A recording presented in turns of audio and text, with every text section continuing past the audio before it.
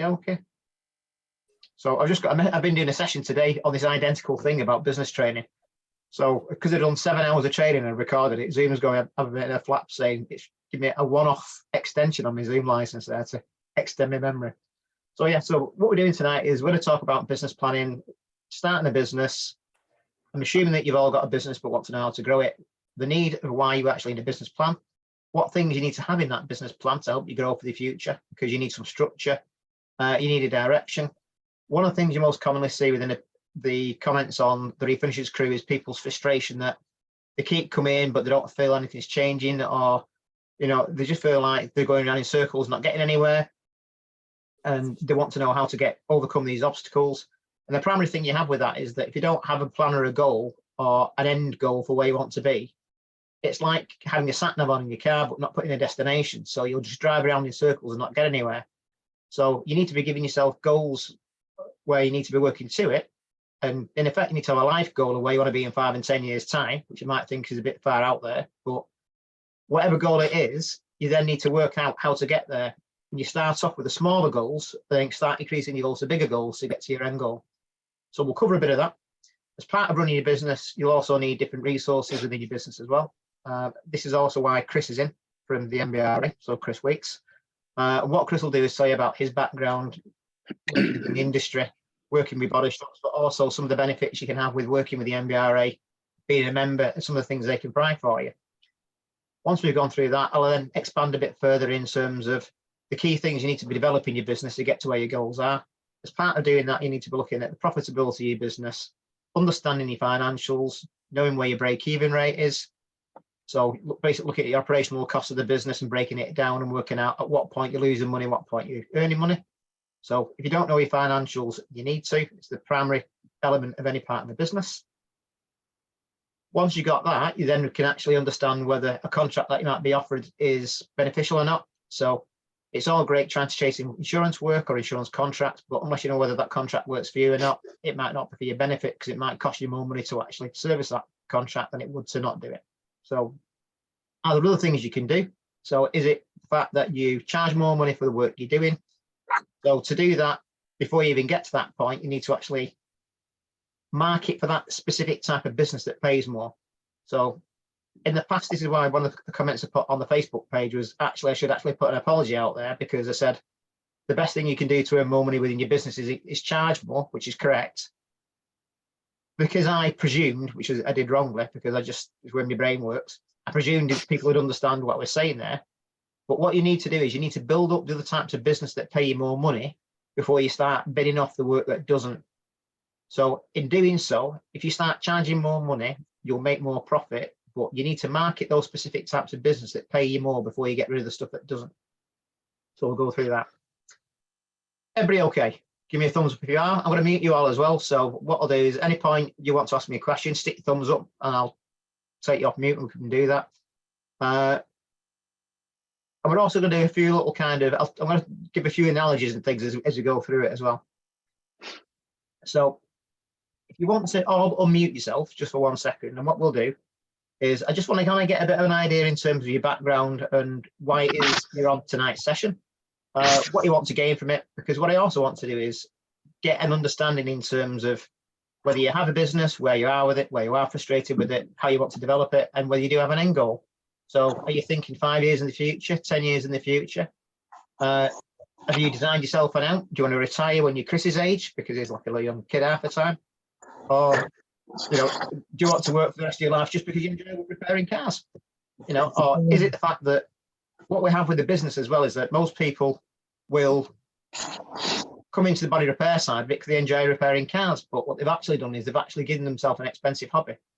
So they might be proficient in repairing a car, they might be great in every aspect of that side of the repair industry, but they might not be great at running a business. And the primary thing you need to do is you need to understand how to run a business.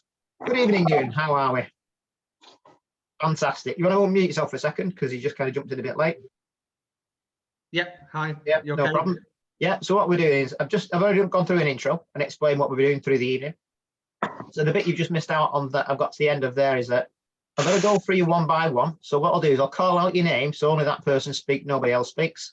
The only person I won't ask this is Chris, because he's not a body shop on that business side of it. I just want to find out whether you own your own business and why it is you're on tonight's session, what you'd like to learn from it. So I'm going to go around starting off with Bob. So Bob, can you give me an idea? Hi, so my name's Bob. My company's Auto Body Technic. I've probably been running it for close to 20 years now. Going back to what Kelly said, yeah, I enjoyed repairing cars, and I think that's why I've done it for so long. Now it's coming to a point where I want to sort of take it over to another level. We specialize in quite high-end cars down there, whether it be Porsche, BMW, Mercedes. So we specialize in that. So I do want to take it to another level, attract more customers. We've always done a lot of trade work within the high-end sector. And I want to sort of get away from that and get my own customer base in now. So yeah, so I just want to, that's what I'm here today for. Great. Okay, so how many staff have you got? There's 4 of us all together. Okay. So one, I'm a painter by trade, but I can't be in the booth all the time. So I've got another painter, one prepper, one panel beater, and me. Right. So on that volume, straight away, I'd be dismissing any type of insurance work because you're not big enough. But it doesn't mean that you can't work as an, on a non-network, well, not as part of an agreement, basically. So you won't be part of their network as an agreement, but you still could do that type of work. But so does that mean you do restoration work? Yeah, so we take on restoration. Any customers that come, any current clients that have insurance work come directly to me. They're quite loyal. They'll sort of put their heels down and tell the their insurance company that the car's only staying with me, it's not going anywhere else. And then we got a couple of trade customers. Yeah, no problem. Richard, your phone's still on the other Zoom session, mate. Yeah. Okay, so right. Helen? Hello.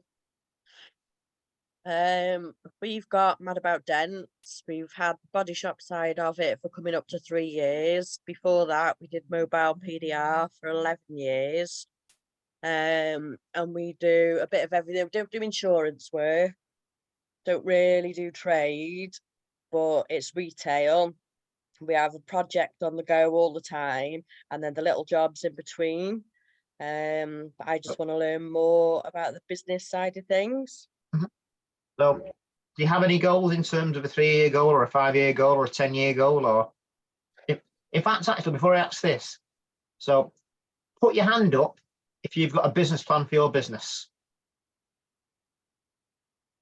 So we got 2, 3, 4. Yeah. So you can see quite a few of you haven't. So this is where you need to structure what you're doing. And that's part of hopefully what you'll all get from tonight in terms of understanding why you need a structure, but also what you just said there, Bob, in terms of where you are and what you want to do and why you want to develop it. So if you've not got a plan, you'll never get to where your goal is in terms of what the work is.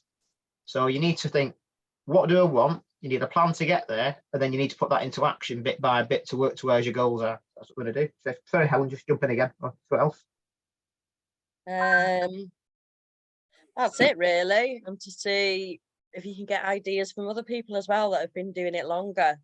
Yeah. And to see the Northern Lights. Okay. Thanks. Lots of love. Thanks, Ethan. Yeah. So just muted. Debs. Yeah, Debs, me and this one here, if you want to say hello. Yeah. The Run- invisible man again. Yeah. You see the arm. Say hello.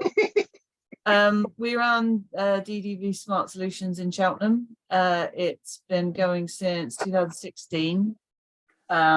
It's us plus one full-timer and 2 part-timers. So yeah, we do kind of mix of things. We're mainly retail. We do a little bit of insurance stuff, but we're not approved. So Yeah, we're going good to do to it. come. One of our customers asked us to turn around and put a quote together. We'll do it. Yeah. We've done some restoration bits and pieces. We do ADAS calibration.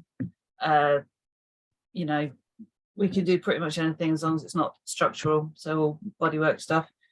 And yeah, I'm just doing this. I thought, I never turned down the opportunity for extra training. It's always a good plan. And funnily enough, I've actually been doing, I don't know if you've ever heard of the Help to Grow scheme. So I've been doing that. I finish next week. There's a government sort of subsidized course. So through doing that, I have been doing a lot of thinking about what we want to be like in 5 years, in 3 years. So it's still kind of coming together, but we're sort of putting together more plans of, instead of just let's get through next month, let's get through the month after. We've been doing a lot more planning on what do we want to look like in a year, 5 years. Fabulous. Okay, thank you. MFS Design, yeah, if you just say your name and things, so then I know who you are. Hi, yeah, my name's Michael. I'm based in the south of Scotland, about an hour south of Edinburgh, in the Scottish borders. My story is I was body shop manager at one of the Volkswagen franchises down here, and back in 2009, when the big financial crash happened, the bosses decided they had short arms and deep pockets and weren't willing to invest back into the company. So Volkswagen came in and pulled the plug, as they do. So the way I saw it, I had nothing to lose. We weren't getting paid. So I just made a couple of phone calls and rented a workshop and jumped in, basically both feet. And that was, well, 14 years ago, still here now. And I'm on here just because there's no hard and partial guidebook to running a body shop. So I just want to jump onto Tim Kelly's coattails and see what he's got to say. Good. I mean, part of this is what we can also do to develop as well, is that potentially me and Chris, through NBRA, might be able to do something where we can structure things for body shops. Yeah, perfect. What do you reckon, Chris? It's an idea, isn't it? Yeah. I mean, I'm really just listening intently. Actually, Yeah. I've turned up all ears today because Yeah. I follow the Refinishing crew on Facebook, and I love reading all the comments. There's some fantastic stuff in there, and I thought Tim's given me the opportunity to meet you guys, and I thought, yeah, I'd love to. The actual difference with this group as well is that Sonny, I don't know why he's not here tonight, because he usually is, but Sonny's done a brilliant job of weeding out the people who aren't positive, who don't provide some type of contribution to the group, or might in some way put somebody else down for the point of doing a nasty comment. And in general, it's a group where everybody wants to help each other. And I think part of what's happened as well is I've been, as you know, for the last 2 or 3 years doing stuff in the background for free for them, that giving them that encouragement then has actually created more participation where people are sharing stuff. But this is also where, for you guys, it would help also learn stuff about the NBRA, because it's stuff that where, if you want to grow your business, it's stuff that the NBRA can do. And certainly in terms of, there's bits where I might, for example, say it's not in your interest to get insurance approvals, but certainly through the likes of NBRA, there's guidance that NBRA can give, into Chris, where if you did want to go down that route, you could help. So yeah, so there's a lot of potential there with it. So do you have a business plan, Michael? I do, in that I know where I want to be, I know where I've been, and I know what I'm doing right now. So yeah, where do you want to be then? Where do I want to be kicking back in Mauritius in about 20 years' time would suit me fine. That's the plan. Have you got a family? I have, yeah. I've got 2 kids. I've got a wife, a house. Yeah, we're busy here. I'm back to just being myself on the workshop floor again, because staffing issues, as everybody here could probably agree, is an absolute nightmare. Trying to get good people that want to work and are willing to have a good work ethic. It's my name above the door, and I'm a fussy bugger, so it needs to be right. So is it just you in the body shop and that's it? Yeah, my wife comes in and does the admin, so it's busy, to say the least.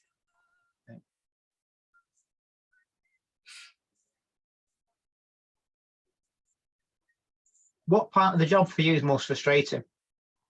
Most frustrating part of the job for me is probably coming out for the workshop floor and dealing with insurance companies and doing the general chasing up of parts, all that kind of stuff. I love repairing cars, as most of the guys here probably do. So running the business side of it was a real eye opener for me, in that it's a different building, if you like, within your head, for fixing cars to going in and then sitting down and speaking to insurance companies, speaking to damage assessors, speaking to bank managers, speaking to accountants, speaking to solicitors. All these people are all involved, and you've got to deal with all, eh? Yeah, and that's then it. I mean, jump back into the spray booth. and it's like you said before, in terms of there's no blueprint of, if you want to start up a body shop, how do you do it? And it's like, from what I do, I started off with no knowledge. So I started off from working from an insurance company as an engineer, being made redundant, and going, I ain't working for another insurance company again in my life. I'm going to work for myself, having an idea. But what I did with Motor Claim Guru was that I didn't realize that I designed myself a job. I didn't design a business because I didn't have any business training. I didn't know.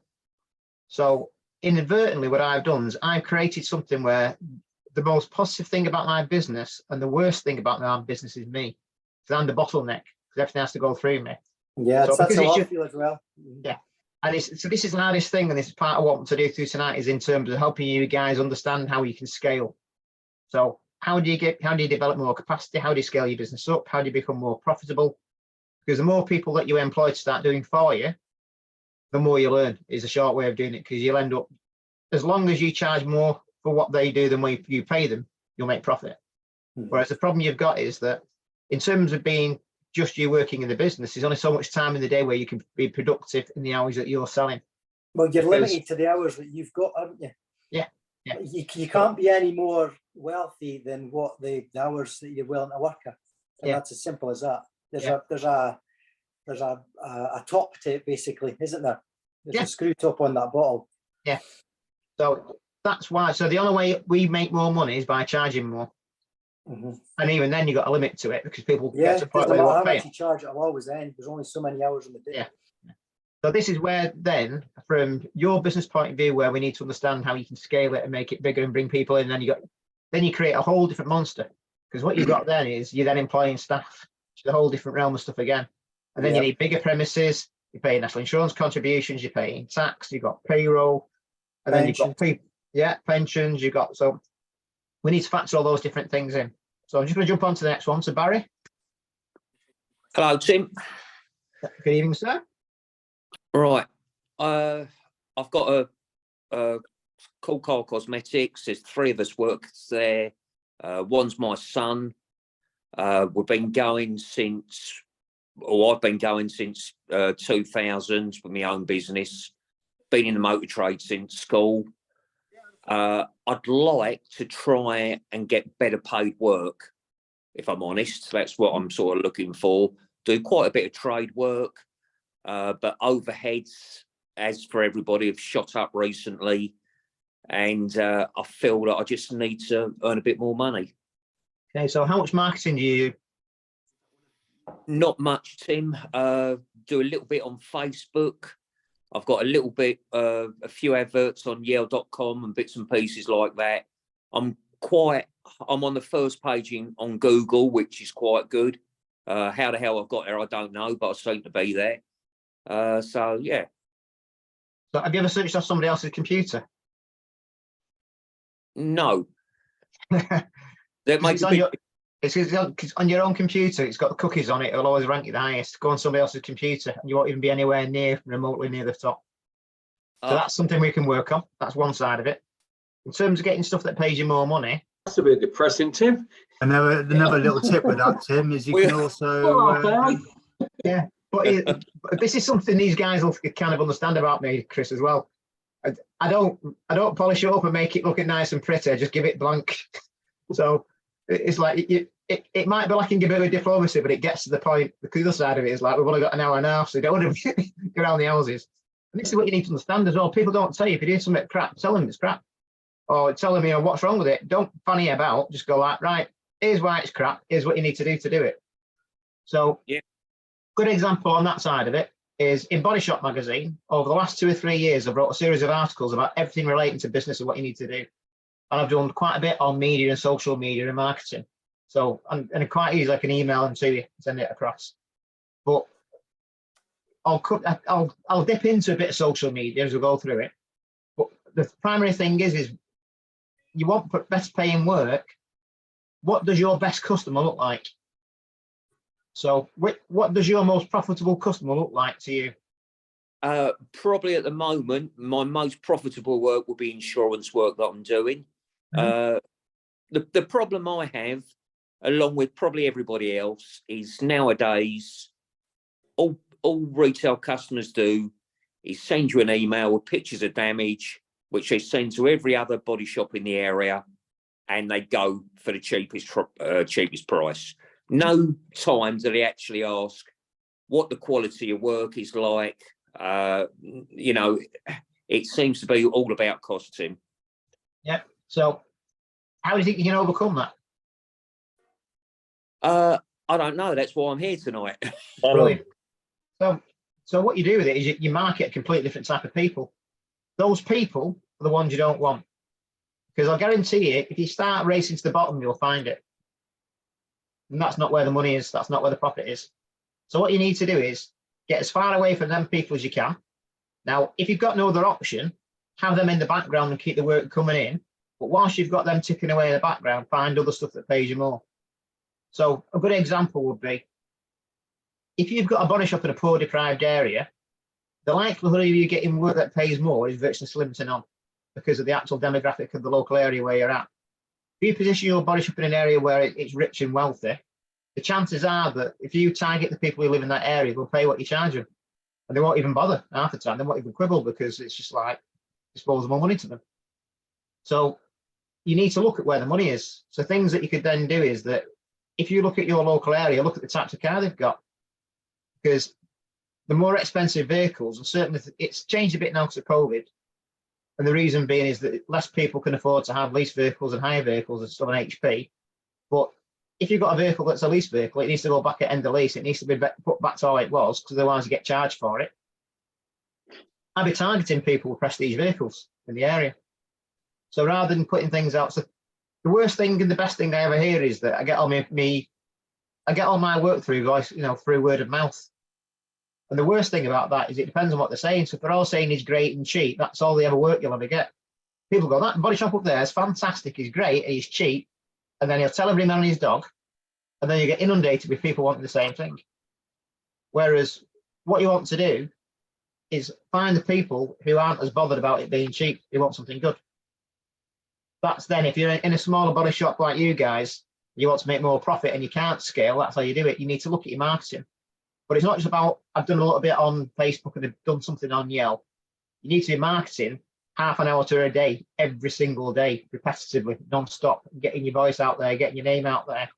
And it's that consistency as well. Consistency is key in terms of developing the marketing and getting business out there. That's how you get known. Because what you want is to be the first name on the tips of the tongue of the people speaking about you. So that when they go, I need some work doing, who do I see? That guy over there is brilliant. I've got a good trick as well, Tim. Go on, Chris. So, Barry, the guy that you just talked about, like the retail guy that's got some damage and, it's a bit of a race to the bottom. Sometimes, let's say you quote them 700 quid and they've got a £500 excess on their policy.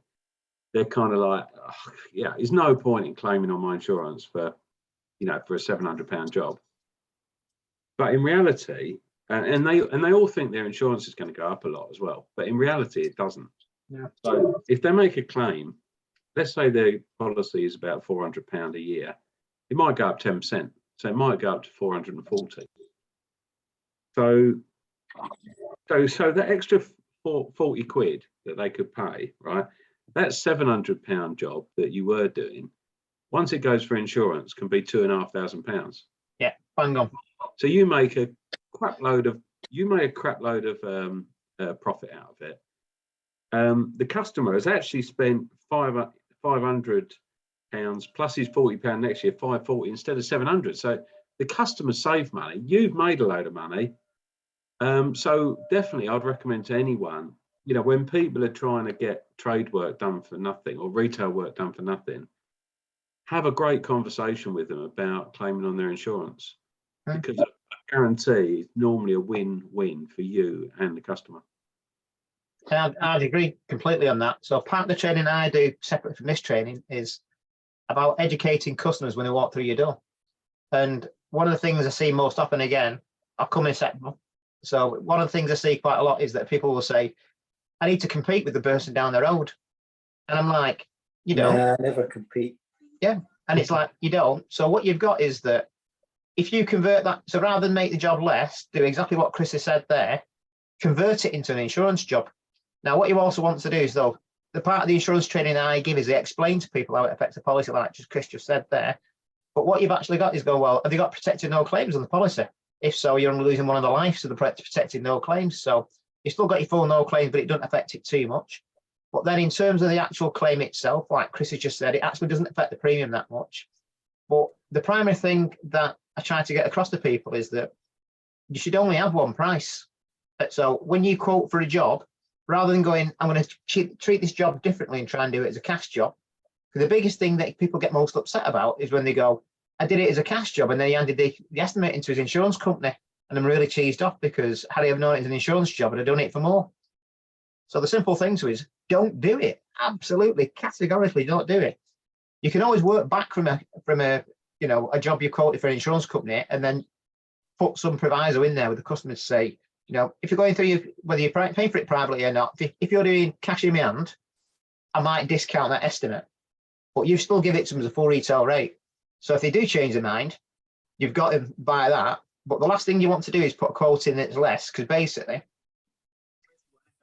it's like a preemptive contract that you're putting across to an insurance company. So it's just don't do it. Always do the estimate correctly, first of all. If it turns into an insurance job, you're still fine. If they say I want to pay for it cash, just go like, right, well, pay me up front then. This amount, or we'll discount it if you pay me, give me cash in front. And then that way, you know, you're going to get the job on it. Because otherwise, that's when you can lose it. If they say like, right, I'll go down the road. Well, if they want it cash, pay me up front now then. So it's a £2,000 job. If you're paying me cash, you want to do that figure, pay me up front, the 1,500 quid, whatever it is, or discount it, and I'll do it at that figure if you pay me now. But if not, it's that figure. It just means you protect yourself. Sorry, Bob, go on. It's difficult not to do that, isn't it? If you haven't got any work, like if you haven't got a lot of work coming at you, you know, yeah, and you still got to pay all the bills. It's a massive temptation, isn't there, just to sort of do whatever you can to win the job. I do get it. Yeah, but the thing is, you can't lose a job you didn't have in the first place. You've not got the job. There's a presumption there that you've got the job when you've not. So they might do the same with every other body shop. Every other body shop's not got the job. But the thing is, when it goes to an insurance company, you know, if you've done your estimate correctly, you could then say, well, I've got a preference to use you as a repairer. So then it's about, don't sell your business on cost, sell your business on giving peace of mind to a customer. Because ultimately, that's what all of you do. So it doesn't matter whether you're painting ships, repairing cars, cutting somebody's hair, cooking food. What you sell is you sell peace of mind. What I sell when people come across to me, I sell peace of mind. So when somebody's got an issue, I sort it out. That's what I sell. I don't sort the complaint out.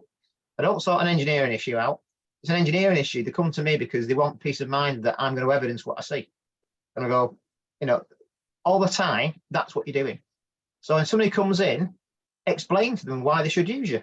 Well, do you know how to make a claim? Well, no, not really. But do you know the best way of making a claim? Well, no, I don't. Well, here's the options available to you. So this accident, was it your fault, by the way? Oh, it might have been, it might not. Could be non-fault. Explain the different situations to them in terms of what potentially could be the best way of claiming. Now, what you've done then is provide customer service to them. So it's not just about repairing the car.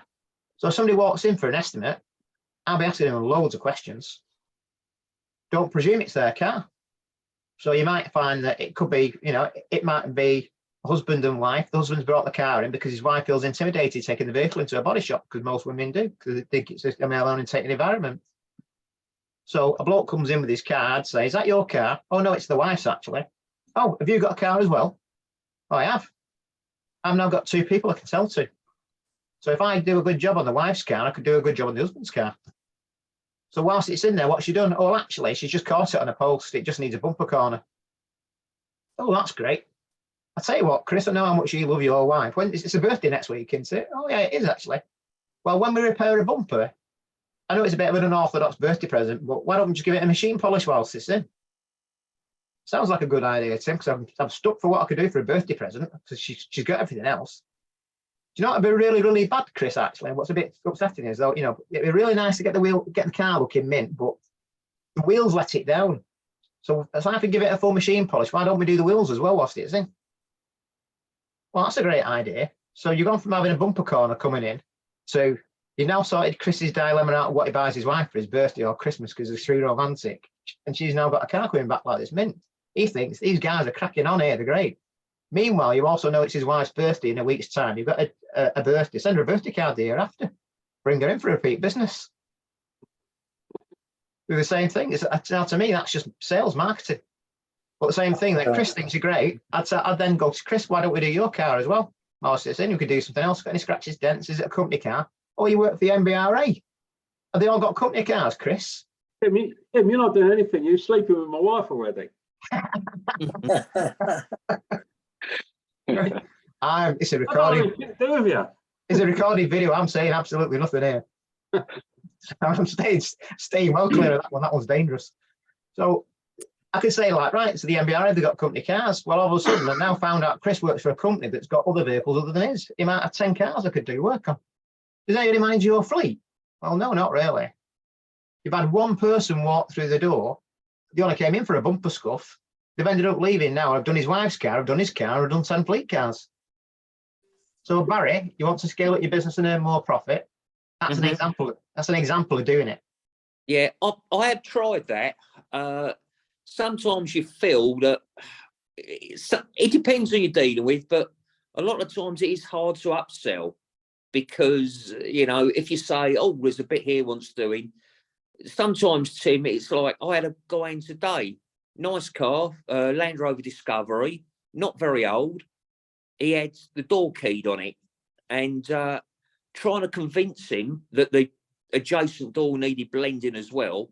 It was a big thing. It's oh no, and I was, it was a case of having to say, "Well, you'll be disappointed if it's not blended in." Why are you even explaining it to him?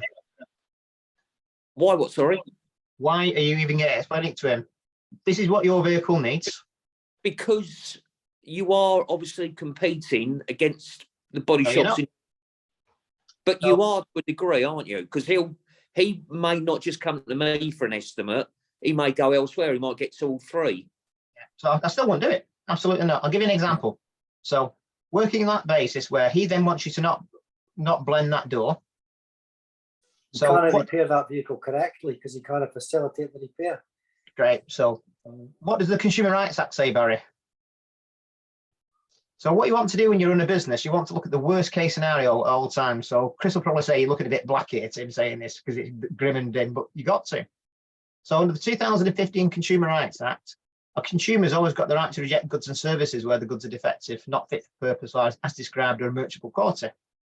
Where the customer's lost faith in that original repairer, they can take that vehicle wherever they want and get it done correctly.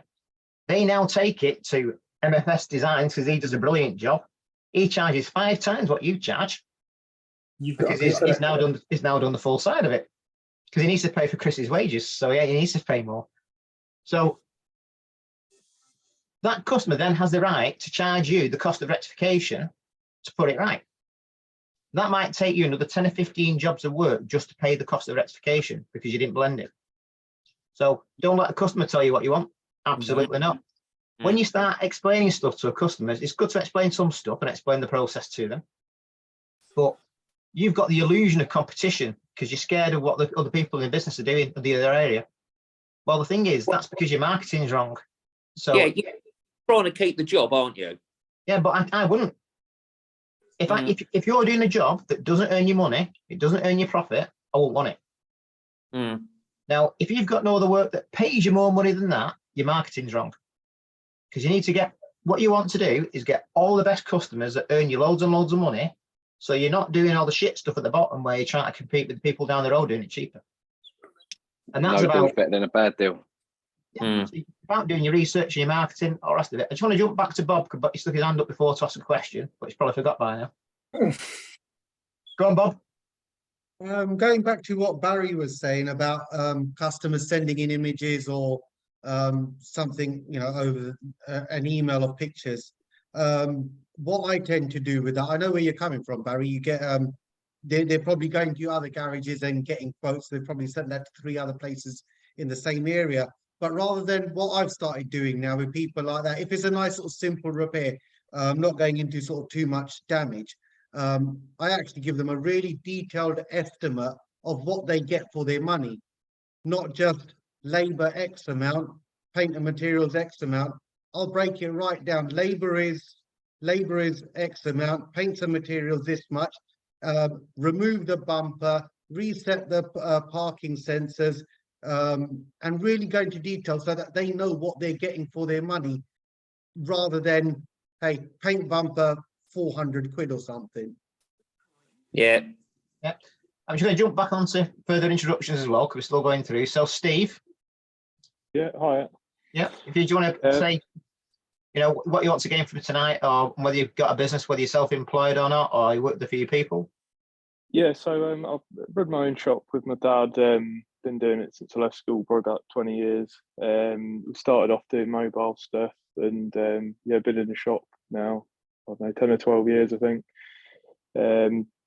We're probably 60% alloy wheels refurb and the rest paint work. Yeah, we're profitable and you know, okay on that side of things, but we sort of struggle a little bit sometimes with keeping a consistent workload. And sorry, just one sec.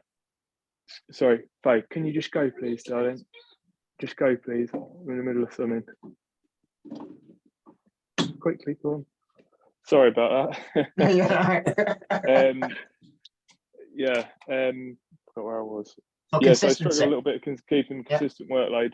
There's only the 2 of us, me and my dad. My dad's 69 now, and he still wants to come to work and all that kind of thing. But I'm sort of appreciating there's a point soon when he's either unable to work anymore or whatever.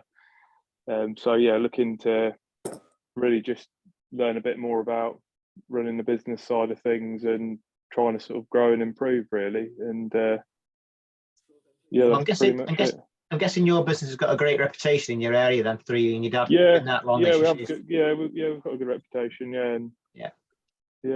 So have you got a core set of customers who come back quite a lot then? Yeah, mainly do. We do a mix of sort of private and trade work. Like we mainly do wheels for like the main dealer type garages and a few other sort of quality used car places. We don't do lower end trade stuff really. I take it you don't do structural work or anything like that? No, we mainly only do sort of bumpers and like 1 or 2 panel kind of minor scratch and dent repair type stuff, and you know, replace the odd panel. So do you own your property where you work? Did you say, do we own it? Yeah, do you own the actual property? Yeah, we do. Yeah.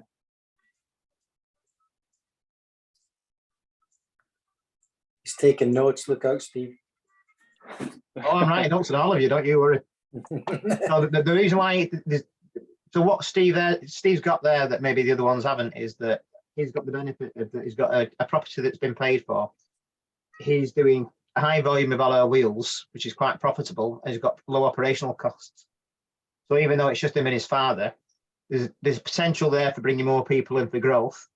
If he's not doing structural work, he's not got a jig in the corner, might not need to do too much of, you know, his profit is bringing more people in and doing more stuff in the space he's got.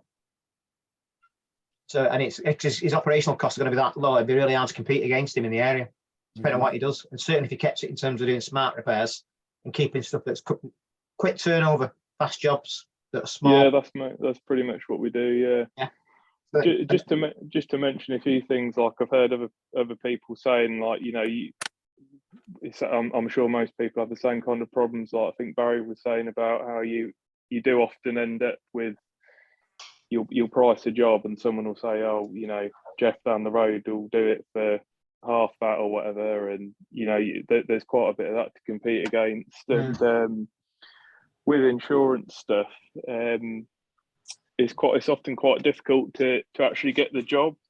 So, like, say if you come to see us with your car and it needs a costly type repair, then we just find it's difficult to get the job over the line, really, because you know it's just easier in general for people to use their insurers than come through someone like us, because you know that insurers are even making people pay now, aren't they, to use non-approved people and that kind of stuff. So yeah, it's definitely a challenge. Yeah, and that's something where me and Chris are trying to work on stuff where I've done things on increased excesses, and I've done something last month in Body Shop magazine where we want to highlight, you know, dysfunctional practices with insurance companies that are stopping you guys from making profit. Yeah, go on, Jay. Yeah, with insurance companies, I actually like it when they do push for the insurance because I make more money. The only downside to it is you have to wait. So if you've got mass outlay in parts, it does cripple your cash flow. Especially if you're small like some of us guys are, you got 3 or 4 jobs on the go, you can have 10 grand just in parts. So and then all your bills are going out, you need to get the money in quick. I actually try and push the customers through insurance because I'm actually getting £60 an hour as an independent. And as of at the minute, I'm not having insurance companies take the jobs off me and send them to their approved places because their approved places seem to be swamped. So I use it to my advantage. 6 months. So I use it to my advantage. And once I've got the car locked into my workshop and I price the estimate up, because they normally take about up to a week to get back to you, the engineers, I'm already racking up a storage fee, storage fees. So I'm holding them at ransom because then they'd have to get the car recovered and it would just cost so much. So literally, you can make a lot of money for insurance. And I'd personally try and push most of my customers to go down that route.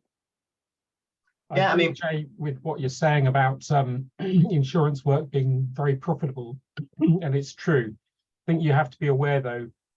I've just come back from a 3-day jaunt with some big body shops. The actual flow of work is diminishing, and insurers are starting to be able to place that work. So what we've seen in the last 12 months, 6 months, that is going to long tail out. You are going to see that drop off. You're going to see more pressure for cash in lieu, and you're going to see a lot more pressure where insurers pull a job, no matter how hard you fight.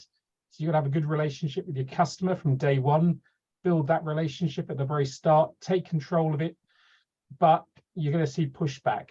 So I agree with what you're saying, but just beware out there, it's coming down the line as capacity increases.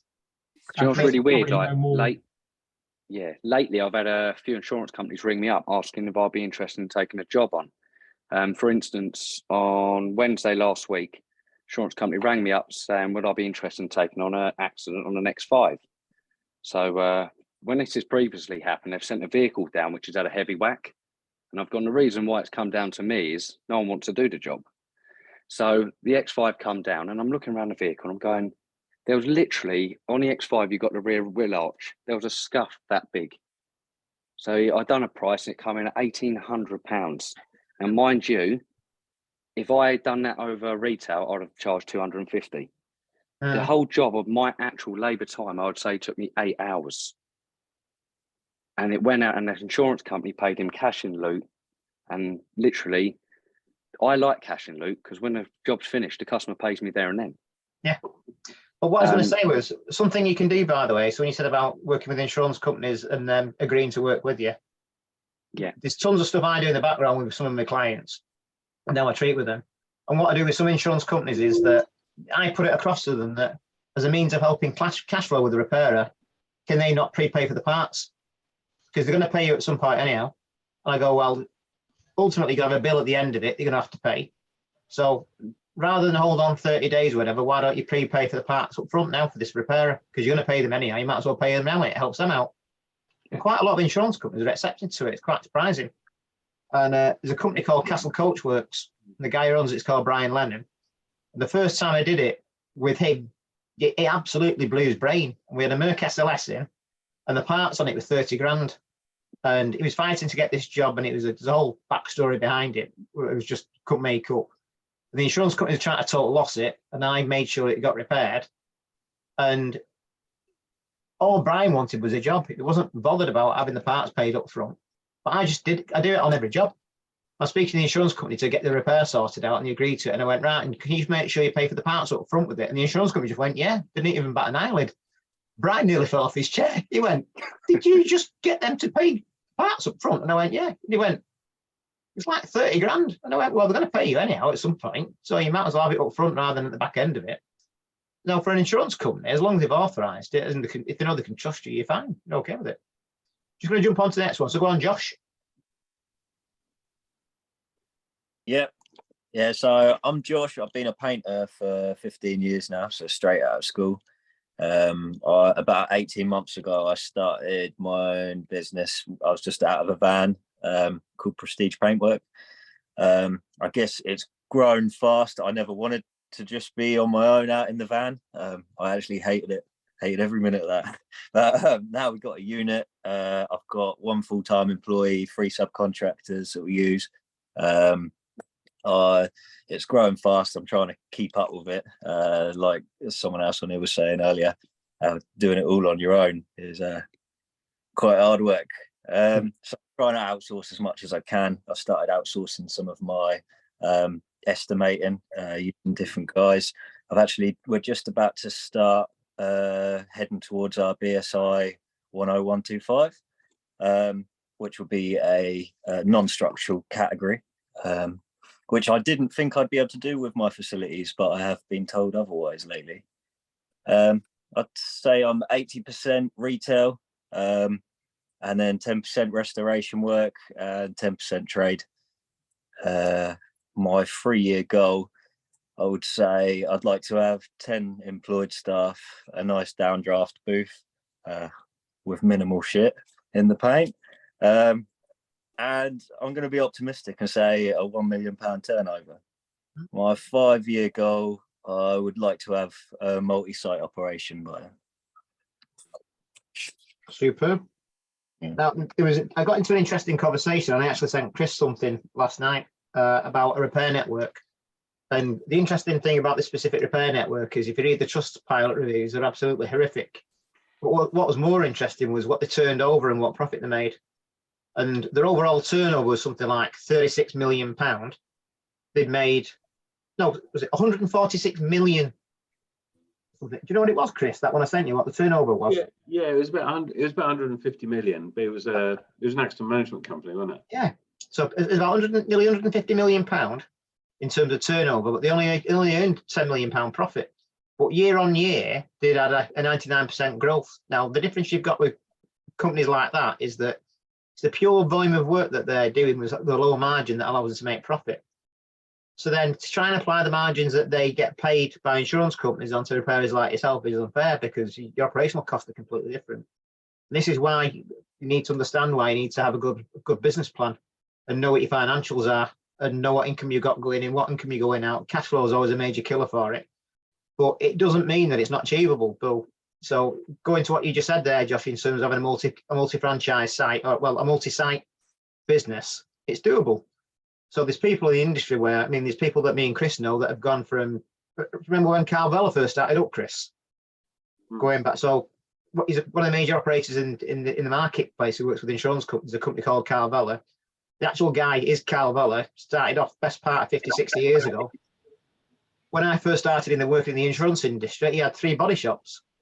And to be fair, the first 2 body shops I had were complete shitholes. He still got one of them.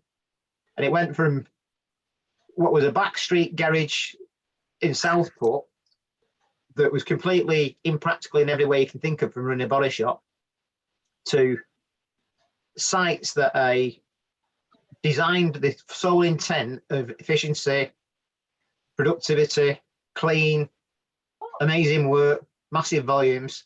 And over the space of 40 years, he's done that. So whereas he's now, do you know how many sites he's got, Chris? Is it 6 or 7 big sites? No, he's probably got about 12. Yeah. Yeah.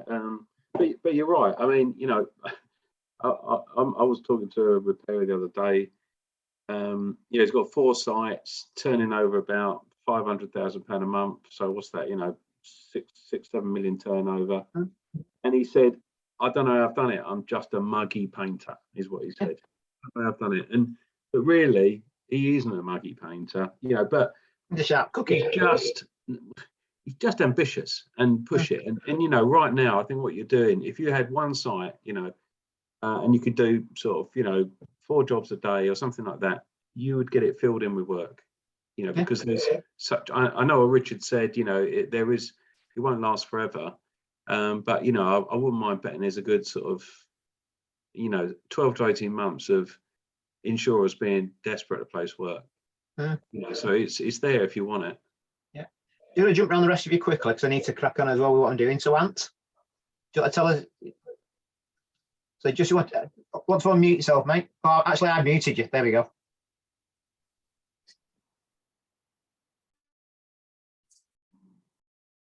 No, I still can't hear you. There we go. Can you hear us now? Right. Yeah. So have you got your own business, or are you aspiring to have your own business, or? I set up a little while ago, went alone, done badly because I'm in the middle of nowhere. I'm on the outside of Dartmoor, basically. There was a local body shop already doing well. There's about 4 little shops around me, and then there's a town about 7 miles away with a few, and each town has about 3 body shops in it. And yeah, I couldn't market myself well enough. I sort of jumped in too soon, but I've now gone contracting for someone else doing restorations on bikes. Yeah. And now I've got a couple of traders that have asked if I'll do some work for them. So I've gone back up to my own unit, and they're actually some decent traders compared to some of the others that I've had in the past, you know, where they promise you a lot and keep cutting you back. These guys seem to be paying me a reasonable hourly rate that keeps me up here. And I'm just looking basically to continue that, but to try and get more into enthusiasts and stuff from car clubs and things, people who want to spend out, because down here there are a few people with money, but there's not many. So I can't really go after them too often.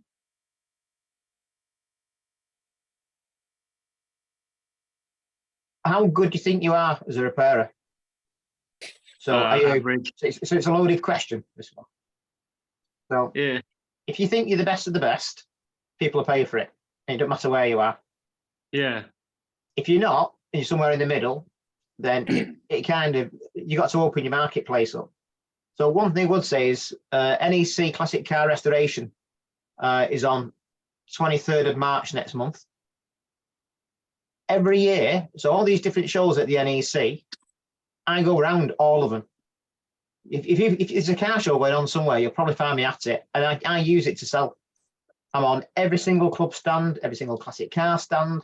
I'm selling the engineering services that I provide, selling the claim side of it. I go around. So any type of big thing like that, I target all of them, and I go around every one of them, talk to all of them. It gets to the point where they all recognise when they walk around now. So that on itself, 18 quid for a ticket, and you can spend all day selling your service to people. If you find there's a local car club, so what I would do is I'd look at in terms of Dartmoor, like you said, is remote, but it's also got some cracking roads. Yeah, so, yeah, brilliant roads. Yeah. So if you've got some cracking roads around Dartmoor, anybody who's got a nice car will want to drive on them. Well, there's also some nasty roads in Dartmoor where you can stuff a car as well. So I've been looking at any type of company that does classic cars and does drives out in the weekend around your area, and then contacting them, and then putting your services in there. So you could even do something where you offer a guide to the area on a drive to say, I can show you where all the best roads are, but also here's my services. So whilst you've got 40, 60, you know, you might find the 60 club members located in your area. So things like where I live, we've got a Porsche club called Typet, which is called the Independent Porsche Enthusiast Club. So I've got a Porsche, and I focus my business on them. But I'd go through all the different types of classic car enthusiast clubs, see which ones are in your area for the local areas, and then target them. As an idea. Just go on to the next one, Ryan. I'm watching time. I've not even started yet. I'm only doing the intro. I need to ramp it up in a minute. So Go on, Ryan. Hello. Yeah, so I've got an amateur compared to the rest of you. I've got 2 years experience. I've got a smart repair business, which is mobile in Basingstoke. I only do retail work. I don't do any trade work. I'm generally booked up about 2 to 3 weeks at a time. In terms of marketing, I do Facebook. I push for Google reviews, which helps to boost me up on Google, Trustpilot reviews, and leaflet dropping when I get a quiet hour or two. My goal is to grow my business. So I'm currently mobile. I would love to be in a unit. But before I do that, I need to employ somebody else. Cost of unit space in Basingstoke is quite high. So I would need to ensure the work's there and the staff is there to obviously get the work in. I only do small jobs, so bumper panels, doors, like 1 or 2 panels at a time, scratches, scuffs and small dents. And also I would like to increase my conversion rate. See, you're just saying there like you're one of the newbies compared to the rest of them, and yet in what you just said, you're probably way in front of as most people. Yeah. You already know what you want to do, you know how to do it, you're looking at your marketing, you're already pushing that, you know what you want to do to scale it up, you've got a plan to go where you want to go for a new premises. So you're way in front of most people. Yeah. From that, so now impressed with that. Thank you. No, it's the way to do it, and also you're doing quick turnover stuff again. You're Yeah. not getting bogged down with stuff. It's the way to That's do it. it. I'm doing jobs that take two to 3 hours job. You know, a couple of jobs a day. Yeah. Look where the profit is, and then get more people in and scale it. Yeah. Jay. Hi all. Make it quick. Yep. I'm Jay. I run Jay's Auto Body Repairs. I worked with. I went in as a painter at Allams from 2007 to 2009. Before they shut the body shop down, because it wasn't making money at Vauxhall. My dad started off a small smart repair company. I went in with him. 3 years later, we expanded that into a workshop.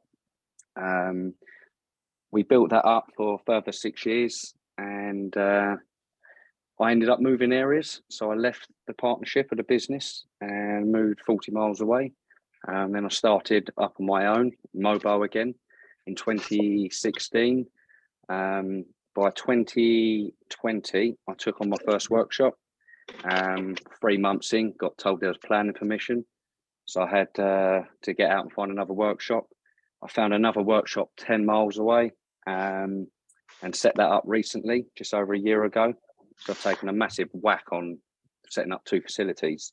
The problem I've got at the minute is it's the volume of work. So I advertise through Yale.com. I've done Facebook ads. I've got a Facebook profile page. I've done all the advertising on that. It just wasn't quite there. So I've changed a few things up. But the main thing is just getting traction, and you come up a lot with like pictures, people sending you pictures saying how much, how soon. Yeah. The only thing I've learned from that is get them to come down to the workshop to meet you in 100%. person. Get them in the Once door. you've done that, they've committed time out their own day to come to you. Then it's down to you as a salesperson to then do your sales talk and win the job. The ones that don't want just stop you on the, sorry to interrupt you on your but stop you on the L stuff. So somebody else mentioned it before. So do you record how many jobs you get that have come to you via Yell? Do you actually test and measure it? So since through my Wix, it does the CEO. So I've got Google. Yeah. So what I started doing with Yell, I started getting reviews. Before everyone started raving about reviews, I started getting all my customers to do reviews. So I've got the most amount of reviews in the area. Then it was hit and miss with Yell. It started me off well, and then it just dropped. So then I hit Google, which was free on my own page, and I started building reviews up from there. And when I looked at my Wix CEO, it tells you where your traffic's coming from. Yeah. And Yell's actually at the bottom. So as of this month, I've cancelled Yell. I thought I can save myself £300 a month. And what I done was, know what it costs. £300 a month. Yeah, I was going to say, I wouldn't even recommend Yell. What you want to do is log on Yell, and there's ways where you can use a free listing. And what you do is, so I'll give you an example of how Yell works or any other Thompson Local. What you want to do is list yourself on anything that's free. Thompson Local, Yell, trade sites, and what you basically do with it is, if I say I'm Tim Kelly and I'm an engineer, it'll list it as that. If I say I'm Tim Kelly, I'm an engineer and I'm in Bury, it'll put those services on it. If I say I'm Tim Kelly, I'm an engineer and I do claims handling in Bury, it'll log me on 3 separate things: engineering, claims handling, and the location.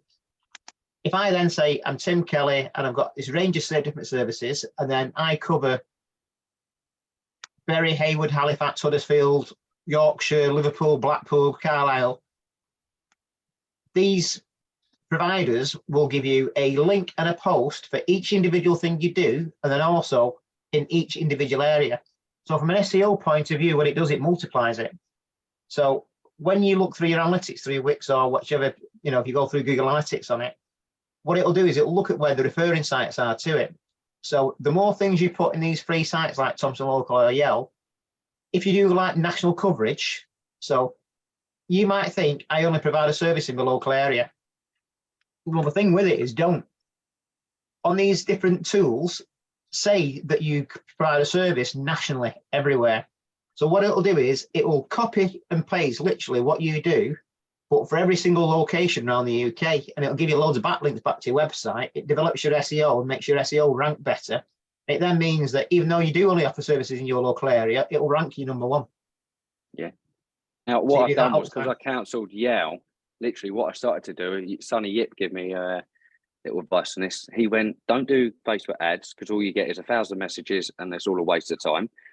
So tap into your local communities within your area, get onto some sites, and literally every Monday, I'm up at 6 o'clock in the morning while I'm having a coffee before I get ready to go to work. I've already set out my page and I pump it out there. So when people wake up and go on their phone, first business they see is mine. And I'll be honest with you, I've done that for the last 3 weeks, and it's just booked me up 3 weeks worth of work. It's literally paid dividends, and I'm saving £300 a month. Yeah. This is consistency is key, doing something every day. Just let somebody else in as well. Just to jump on to Ian. Go on, Ian. Yep. Mr. Blair? Oh, sorry. Been going about 4 years. My biggest problem at the moment is I think I want to move to a bigger workshop. It seems like the size of the workshop's the bottleneck. Can't physically do any more work without literally working 24 hours a day. So my biggest problem is just trying to find property. Yeah. So you got more work that you can handle, basically. Yeah, I'm not turning it away, but it's building up slowly. So. So for the other ones who are struggling to get the work, what have you done that they've not? I think how do you get your work? Are you advertising? Are you marketing? Is it word of mouth? Are you promoting yourself in different areas? I don't really do much marketing, but I am going to start doing more. I think we've just got a good reputation. People recommend us because we do a good job. That's mainly it, I think. Yeah. So have you got a business plan? No. So you've got no business plan, no marketing plan, and yet you're still doing well. Yeah.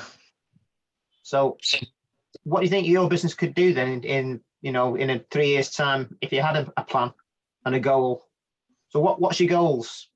What would you like? I don't want to go too big, just be able to get myself off the shop floor, probably 4 or 5 lads working. How many work there now? Just me and a painter.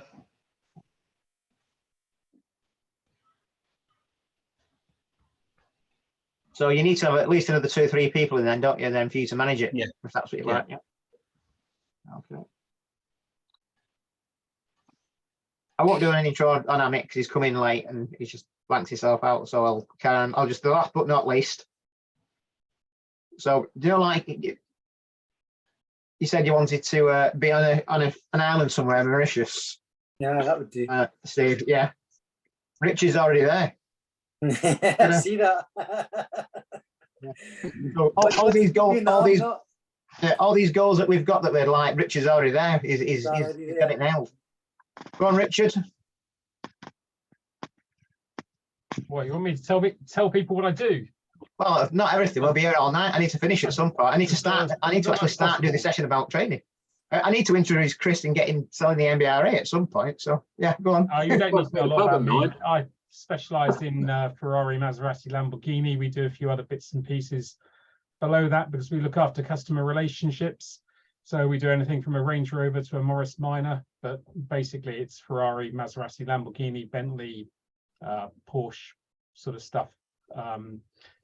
We do a lot of insurance work. We do a lot of first-party claims, third-party claims. We do some private work, but the majority is insurance work, and we maximise what we charge, looking at every possible element, and we benchmark ourselves against some of the best people out there who process tens of thousands of cars a year, looking for every 0.1 of an hour, every pound on a job, every piece that you can imagine.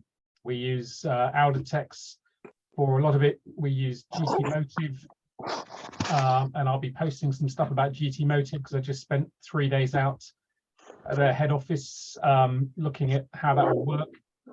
Some really interesting stuff. So do you think GT Motive would benefit these guys rather than Audatex? Definitely, because I think the problem with Audatex when you're dealing with insurance companies, it's too easy for them to take a scalpel to your job and change it. GT Motive, you're just sending a PDF and it's very hard for the engineer to scalpel it and send it back to you. They have to engage with you to do it. So you've got more chance of justifying what you do. Insurance work is all about justification and evidence. Bob and Amit will both know this because we talk a lot and we bang on about the same stuff. But if you're going to get into insurance work, then you need to network with people who do it, who are prepared to share what they do with you. But the more people who do it and charge the right amount for the job, the less friction all of us get in the justification process. So if I'm doing it at whatever price and you're doing it for 30% less and you're not invoicing all of the additional operations that need to be invoiced, then you're creating friction for me. Nobody out there is a competitor of mine. We should be working together to improve the industry. The sooner the rest of people wake up, stop competing with each other and start doing the right job professionally, the better it will be for everybody. That's where I come from. I'm on a soapbox and I'll, like Tim, I've got no problem telling people about it. So if you ever want to reach out to me, feel free to. You might not like what I have to say, but I'll be honest and straight up. So now we've got the lovely Amit. He's put his comfies on. He's made himself at home. Sorry, I just put the kids to sleep. By the way, no, you can see you creeping around in the background. I thought he's late tonight. There we go. It's like, I won't do much of an intro on it because I'm just trying to find out what people's backgrounds are. I'm running behind where I need to do. I need to do a session really quickly. So excuse me if I don't ask you about. Just tell people. Okay. Have you got a business plan? I'll be quite quick. In terms of the business plan, we're an established body shop, which I take over. The body shop's been there 30 years. I've been there 3 years. The previous owner died. That's why the tenancy came up for renewal, and I happened to take it. So although we haven't got any existing clients or insurance work, we've built up a fair bit over time. I've been in the motor trade for about 15 years. And so this is reasonably new to me in terms of body shop ownership, but yeah, that's what we're doing. I've got one full-timer and another 3-4 people that sort of come and go as and when I need them. I'm going to be going on VDA training next month, so hopefully I'll pass that, which will be pretty useful. I speak a lot to Richard. He's a really close friend of mine in the motor trade, and we often sort of like give each other ideas as to how we can make sure that we get what we deserve on a job and not let go of something that we don't need to, in order to get the job done right. That's the way to do it. You've got to stand your ground. So a lot of the coaching I give is that I'm probably Then insurance companies try to negotiate and make probably the worst nightmare because they don't budge. So, and the thing is, you just justify why it is you're doing what you're doing. So as long as you've got the methodology of repair and you can substantiate what's required as part of the repair process, then for an engineer to try and knock it in some way makes it really awkward. There's other stuff in the background as well in terms of liability where they start manipulating your estimate without your consent, they're liable for it. So there's stuff in the background you can use as leverage on it. But yeah, being informed, being educated, having a good knowledge of the tools that you use and knowing how to work them correctly to your benefit is a powerful tool. So I'm going to move swiftly into the business planning side of it. So if you've got a business plan, stick your hand up. Don't want to, great, okay. So when you're starting your business, we've seen like the actual kind of areas where you work are quite open in terms of we've got somebody in a Dartmoor, somebody up on top of Scotland where the areas are a bit like far out there. And it's quite a hard thing to market. Then you've got people who are more closer to like town, city centres, things like that. So the process that you'll go through from a marketing point of view is different from one to the other. The things you've got as consistencies is that you need to understand how to structure your plan, what you want your business to do. So you need to look at what does your best customer look like? So is it stuff where it's trade work, which should avoid like the plague? Is it retail stuff, which is great, but you've got the awkwardness of talking to customers because they might want to fight you all the time? Is it stuff where you can convert it into retail stuff? Is it stuff where you want to work with your local businesses?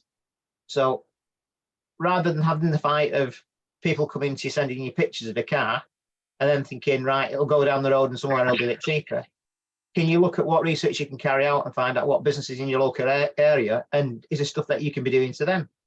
But then you're down the route of, are you going to go through a large volume of work to earn your profit, or are you going to do one vehicle a month as a restoration job where, you know, it holds your cash flow up and it can take a long amount of time, but it might be more profitable? Or do you need to do a mixture of those different things?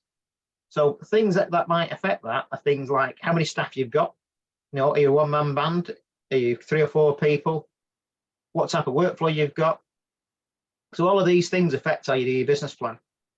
Now, if you've not done a business plan before, I'm not saying this is what you should use. I'm just purely using this as an example to give you an idea of what things you need to take into consideration as part of a business plan. This specific business plan was for somebody I did some work with who was designing to be a recovery agent. So what we did, let me just get rid of that one. Get that one up there. And what I wanted to do was look at what things you need to take into consideration as part of actually running a business. So things that you might need to take into consideration are EPA legislation. So do you need a booth? And if you've got a booth, where's the flow of air coming out the booth? Where's it going? Are you in an industrial estate? Are you near private residences? So cost regulations. So how are you disposing of your hazardous goods? Do you need legislation or licenses to be able to operate in the area? The equipment you're using, you know, health and safety regulations. If you've got employees and you've got staff, straight away you're into a different realm of liability as an employer because you need to make sure your staff are protected. So we'll look at that. So what we've got is, so this is just so, again, I'm not saying this is what you should use. I'm just saying these are the things you may need to take into consideration as part of what you've got. So you need to look at what's the purpose of your business. I'll just see if I can make that go any larger. Tim, are you able to share this file afterwards? Yeah, I can do. Yeah, I can share it, no problem. So anybody does it. And again, it's just to use it as an example for things you've got. Let me just, I don't know if, with it being on a shared thing, can you all read it okay? Is it too small? No, it's all right. Yeah. So you want to look at the purpose of your business. So what is it you're doing and why is it you're doing it? What things might you need to take into consideration as part of doing that thing? What are your objectives? So with this specific business, he needs to look at what do I need to just to be able to operate from a compliance point of view. So from his point of view, it's to be compliant with ISO 9001, which is a total quality management qualification, publicly available standard. Then he had things in terms of, you know, being licenses with the highways, certificate to be able to operate his wagon safely, So we went through that with him, look at what software he needs with his business. He needed to understand what his strengths and weaknesses are, look at what his long-term goals are. So if you're designing something in a year for, you've got a business plan for a year or 3 years or 5 years, you need to look at your long-term goal. Now, if you look at your short-term goal, what you need to be doing is working out how to get to your long-term goal. So what things you need to put in place as to get from A to B. So if you're operating a business, what assets do you need inside it? So for this person who's a recovery agent, he needed to basically have wagons. So if you're running a body shop, I was asking before, I think it's through to Barry, so you do heavy work or anything like that? And he said, no. Well, what you've got is then, if you're running a business, are you going to do jig work and sell your services to other people? Because it might be there's other body shops in your area that don't do it. So that's a potential idea. If you're just doing small repairs or medium repairs, so do you need Josh said he wanted a downdraft booth. So what type of spray booth do you need? Is it more efficient? Does it cost more? So if you're in an area that's not going to spend much money, then if you invest absolutely millions of pounds in a business, it's highly unlikely you're going to get return back on your investment. So you need to look at the actual area where you're doing things and research your marketplace. So again, I know what you're saying with Dartmoor is a remote area. It's awkward because you've got a lower volume of people to sell to. And it makes it a bit more competitive. So it's probably not the best place to do it. But it does depend on what services you're offering. So are there other types of businesses that, other types of things that you could be doing that might make more profit for your business? It could be anything from spraying, kitchen cabinets, as an example. So just because you spray cars, it doesn't mean you can't spray other things as well. So are there things where you can diversify within your business? So when you're managing the business, what do you need to do it? So you look at the operations. So what do you require to actually facilitate and operate as a business within, if you're dealing with insurance companies, do you need a body management software system? Do you need an estimating system? Now, things you've got here as well. So when we saying before, Barry, about what you do and where your costings are, is it things that you need to invest in to get you more money? Because if you produce, so as an example, if you do an estimate and it's like a packet estimate and somebody else is doing it cheaper, it can compromise you because then you end up fighting something without being able to substantiate it. So if you've got an estimate where it outlines line by line, so I'm just trying to remember to change screens now. No, it's Bob, that was it. So Bob said that he would go through line by line explaining all the operations. If you've got an estimating tool like GT Motive, it'll do it for you. So it then means that when you're presenting it to a customer, one, it comes across as being more business-like, but also it actually helps you design more profit. So if any of you guys have got a body shop and you've not got an estimating tool, you need one. So people will say, well, I don't do much insurance work to me, I can't see how it'll benefit me. And I'm like, this thing is telling you how to calculate money. You should be using it on every single job. Now, there's different estimating platforms that are out there, and there's some that you can use by way of an app. There's some that are expensive. So Autotex is an expensive thing to operate. So if you're doing loads of insurance work, Autotex could be great. If you're not, it's crap. So find the tools that work the best for you. So then that way, it means that you need to do more research in what you're doing. So customer services. If you're a one-man band, trying to do everything yourself, so you go from working on a vehicle to doing an estimate to then trying to do your accounts and then you're chasing parts. And Steve was saying the issues with that. Are the things there that where you could be outsourcing it? So is the parts in the day where you get people to email you rather than you answer the phone? So this is a simple trick that I use. So I actually avoid people ringing me. And then I tell them, if they aren't going to ring me and going to phone me, I'll charge them for it. So if they want to speak to me, they can do it, but they're going to pay for my services. If you don't want to speak to me, email me, I'll respond for free. Now, the way if you're a 1 or a 2-man band body shop, the way you and your profit is by physically working on the car, not by answering the phone. So the best thing to do is streamline the way the work comes in to make it easy for you to manage. So if people are emailing you, it then means that you can actually proportion part of your day to go, we're not taking any phone calls to do estimates or anything like that, but if you email stuff through to me, I've got your contact details and we can arrange you to come in, as an example. It also might be that you could subcontract to somebody else to take your phone calls for you, should you wish to do so. So same things like with bingo accounts, the things where the friction is in your business. The way you earn your money is by physically working on the vehicle and they're paying you for it. So if there's things within the business that you don't like doing, outsource it to somebody else. Because when you know, as long as whatever you pay the person you're outsourcing it to is less than the money that you charge for repairing a vehicle, it means you'll earn more money by repairing the vehicle than what you would have done had you stopped to do your accounts and invoicing and all the administrative tasks, because you'd become less productive. So get into staffing. So staffing is always a major issue within body shops, but you need to work out how many people you need. So if you start growing up in terms of scalability, you create a monster.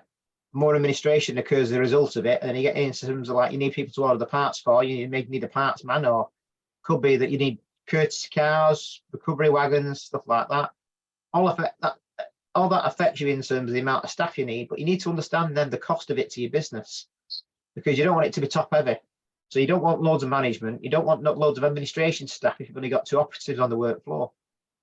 So you probably want something along that a 60-40% balance, so 60 people productive, 40 doing the admin side of it, or even less, maybe even 80-20.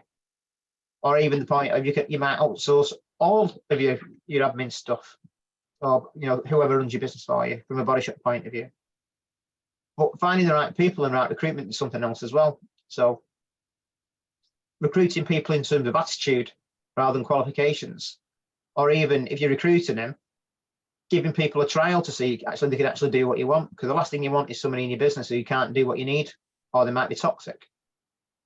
So what you then need to do is look at what the strengths of the business are and what the weaknesses are.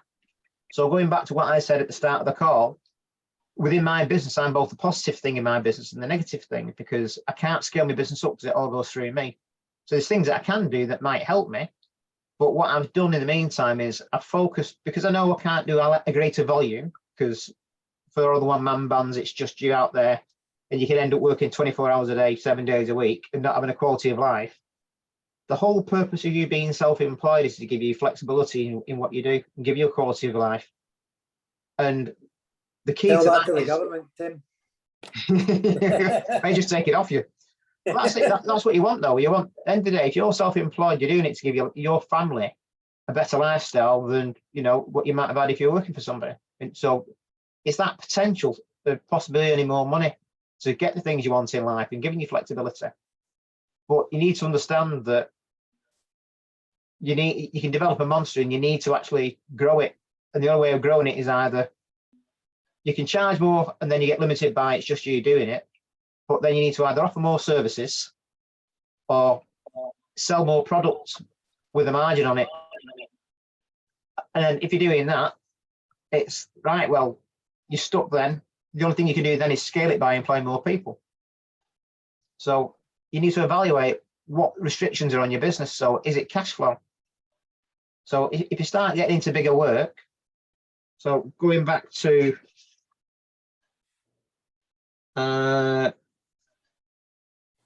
Jay, the work that Jay's doing, it's all quick work, but it's all small jobs. So cash flow is not really an issue. If he was doing smart repairs, bumper corners, it's coming in all the time, constantly. Whereas once you start getting into a bigger body shop, like we were saying before about you could be into 10 or 15 grand's worth of parts, it just creates a monster. And it then means that you're waiting 30 days or 60 days for the insurance company to pay you. And that's if they pay you. And then yeah, and it can limit you in what you're doing.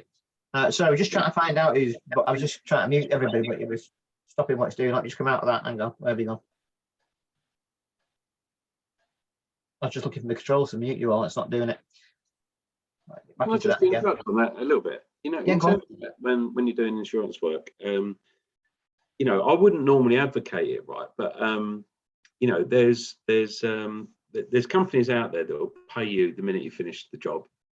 And it's basically sort of credit really for doing repairs. You'd probably give away about 2.5% of your total job. But with 2.5% sometimes, I mean that job you talked about earlier, Jay, they will pay your parts up front. So they'll pay 40% up front, and then they'll pay you for the job as soon as it's finished. So yeah, you're giving away 2.5%. If you do loads and loads of work, you know, and I wouldn't advocate for everything, but you know, if that example you gave earlier was a £1,500 job that you'd normally charge 250 for, you know, that means it's going to cost you £37.50 in interest, but you get that 1,500 quid as soon as the job's finished, and you get it out the door, and you get another one. Cash flow is massive, as I'm sure all of you know. So, and there are a couple of companies out there that we could link you into. Is this like the debt fat? Yeah. Yeah. I mean, there's a company I work with as well with that I can introduce you to, should you need to. Are there any that don't require you to be VAT registered? That's a really tricky one as well, because for some reason people see that, you know, they feel there's more confidence in a company that's VAT registered than that's not, just so they can identify you. And I think it's daft, because the people who struggle most in terms of cash flow are smaller businesses. Yeah. And it's like, so going through this business plan now in terms of weaknesses, that's one of them. Cash capital. Do you know what I think? Normally, if you've got an authorization from an insurer, it's good enough. It's as good as you know, banknote, guarantee card. Well, credit group wouldn't touch us because I'm not VAT registered yet. Yeah. Okay. Well, maybe there's a gap in the market for some of them then, you know, because as far as I'm concerned, you know, it doesn't matter whether you're VAT or not. If you've had an insurance authorization, basically, if they pay you and you sign it over to them, then they get the money from the insurer directly. They haven't got too much to worry about. So, you know, if anyone's interested in that, contact Tim. I'm sure between us we'll be able to help you out. So just carrying on with this in terms of a plan. So looking at doing a market analysis of where you are, look at what competitors you've got, but also don't just look at that, look at what services are provided. So going back to what Richard Lukins was saying before in terms of speaking with other body shops, it might well be that you might be able to work with each other, because it might be that you all offer different services. So if I've got some local body shops in the area, it might be that somebody does a lot of smart repairs, somebody does medium repairs, and somebody does like heavy hits and jig work. It could potentially be that the stuff that you kind of have coming across you in terms of being asked to do work and you can't, you might be able to give it to somebody else. So developing relationships in your local area is a really powerful thing to do. But also, again, in terms of just keeping your finger on the pulse of what people charge for different rates, but knowing what type of work they do. So it's not something I generally focus on too much, but it's great to have an understanding of it. But can I just touch on that? Just what you said. There's a guy opened up maybe a mile away from me, and when he did it, I shit myself, for want of a better word. And I thought, God, he's going to take all my work away and all the rest of it. But I spoke to somebody and he says, don't drop your prices, put your prices up just a couple of pounds an hour or something like that. So I did do that, and it was the best thing I ever did, because that guy ended up getting all the shit work. He got all the K-Reg Astras and all your rusty heaps, and I ended up getting a better clientele because of that. So he helped me out by taking all the crap off of me. So this leads me beautifully into something else in terms about knowing your value and knowing your worth. So how many of you heard of something called the Dunning-Kruger scale? No. So it's something I use a lot in my training. So I don't know what's happening with my controls here. So I had the ability to mute you all before, and it's disappeared off the screen now. So this thing here is called the Dunning-Kruger scale. It's about, you can use it in lots of different ways in terms of knowledge, but it's great to use it in terms of understanding what you can charge and what the value you've got. Now, the thing you've got mostly within businesses that you start off and you don't know what to charge people, and you feel guilty about charging too much. So because you're uncertain, you don't charge enough. And that's generally when you get all your crap, basically. And what you've got going from this, so can you all see this picture in front of you where it says amateur expert? Yeah. So starting off from being an amateur, you think you know it all and you're great and you go to charge stuff on it. And then all of a sudden you start thinking like, that's too much, that. But then what happens is you go from that area where it says like 1 to the area where it's 2. 2 is the bit where you start kind of getting your feet and you're starting, you know, you're still not charging a lot, but you're working out that you're kind of getting better and you're in this valley of hell. What happens then though is that in the area of 1 and 2, the people that are going to cause you the most complaints are in that area. The ones that will try and reduce the cost of whatever you're quoting them are in that area. The weirdest thing that happens though is that the more expensive you become, the more reassurance you get. And it's the way, you know, if I sold you something for £1, so if I sold you a watch for £1, you know, how long would you expect it to last? A week, a month, a year, 10 years, 20, 50? If you spent 20 grand on a watch, would you expect it to last a week or a lifetime? A lifetime. Now, yeah. Now, the weird thing is that once you start charging more than other people in the area, people expect a quality job. Now, if they, like I said, the thing you've got to have is that the things that you guys sell, you sell peace of mind. So I want the peace of mind that I've got a brand new car that I know is a lease vehicle, and I know I'm going to get stung when it goes back off lease. So I want it repaired. I want it repaired right. I don't want a cheap job. I want to make sure I don't get my pants handed, you know, handed to me like later on. So understanding the perceptions people have of what you got, and what you'll also find as well is that you might find people think they know what it's going to cost to repair a car because they've seen their mate say something on Facebook. Presenting them with what it actually costs and explaining to them why it costs that is something different. But you'll find the more you start charging, the less people will cover. Certainly people with more money. Can I just jump in for a sec, Tim? Because funny you say that. I've got a customer. He's very wealthy. He's got, and his friends have got the motto, you know, you've got two watches, one's 30 quid, one's 300 quid. You won't be able to tell the difference between them, but he'll throw the £30 one behind him. He wants a £300 one because he likes to brag to his mates how much he's actually paid for this. And this is a really good sales thing. And so it's really weird. So the problem I'm having is I say 90% of people that come to me are just for the cheapest price, or they'll pay a little bit more if you're £100 or £200 more than the competition if you can sell yourself. But you really have to have the battle of selling yourself. But it's that 10%, it's trying to tap into that 10% where they're happy to pay top money because their attitude is if it's cheap for a reason, it's rubbish. Yeah. You know? So it's just trying to find that niche of clientele, which the problem I've got at the minute is I'm not getting enough volume of that clientele. Yeah. But this comes down to your marketing side of it. Yeah, but yeah, you don't really want word of mouth. You want to kind of market actively for them. You want to identify them and market to them. But part of what you also want to do is be able to justify why you're charging what you're charging. And part of that's in terms of, for example, access to repair methods. So what I'm going to do there, that's the bit where I want to kind of link Chris in to what the NBRA can offer. So, because one thing that the NBRA do is they can provide access to repair methods, but they don't just do that, they do quite a few other things as well. So when Chris was saying about the cash flow side of it and invoicing, do you want to explain all the things that the NBRA can offer, Chris? Yeah, I mean, so a little bit about the NBRA. I know it's getting late. I don't know if anybody else was thinking about going for having some dinner or something. I see a few hungry people in there. But the NBRA have been around for a long time. There was the VBRA, NAB, NBRA, various other things, and we brought them all together. We're a not-for-profit trade body, basically. So, you know, we don't make any profit. We get all of our money from fees from members, but it's all spent on services and everything else. We've got about 735 members that are body shops, and that's everything from, you know, one-man bands to steer group of members and Gemini, you know, the biggest groups in the UK. It's a right mix, really. We've got about 7 people in our team.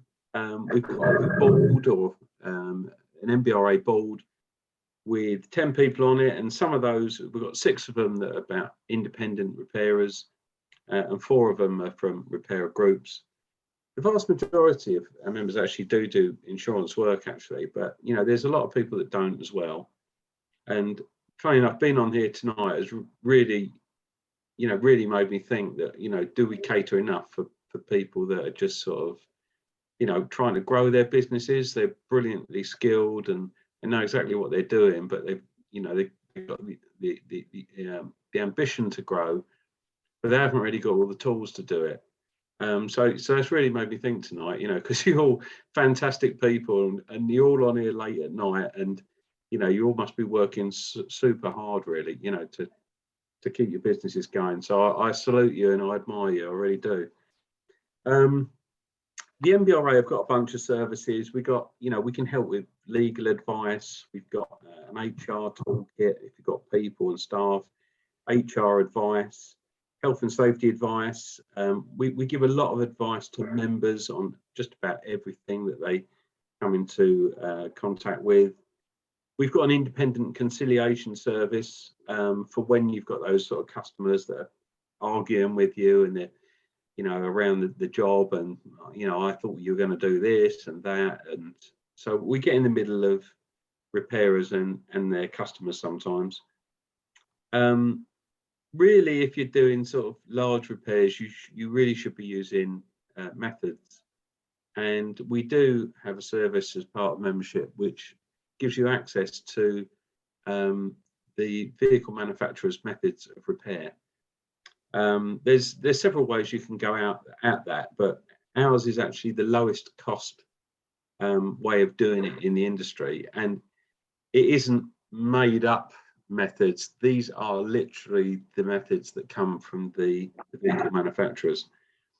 We also have debt recovery as part of our membership, so I think we recovered something like £2.4 million worth of debt for our members over the last 2 years, and this is where, you know, you get into dispute or the accident management company won't pay. There's a million different reasons.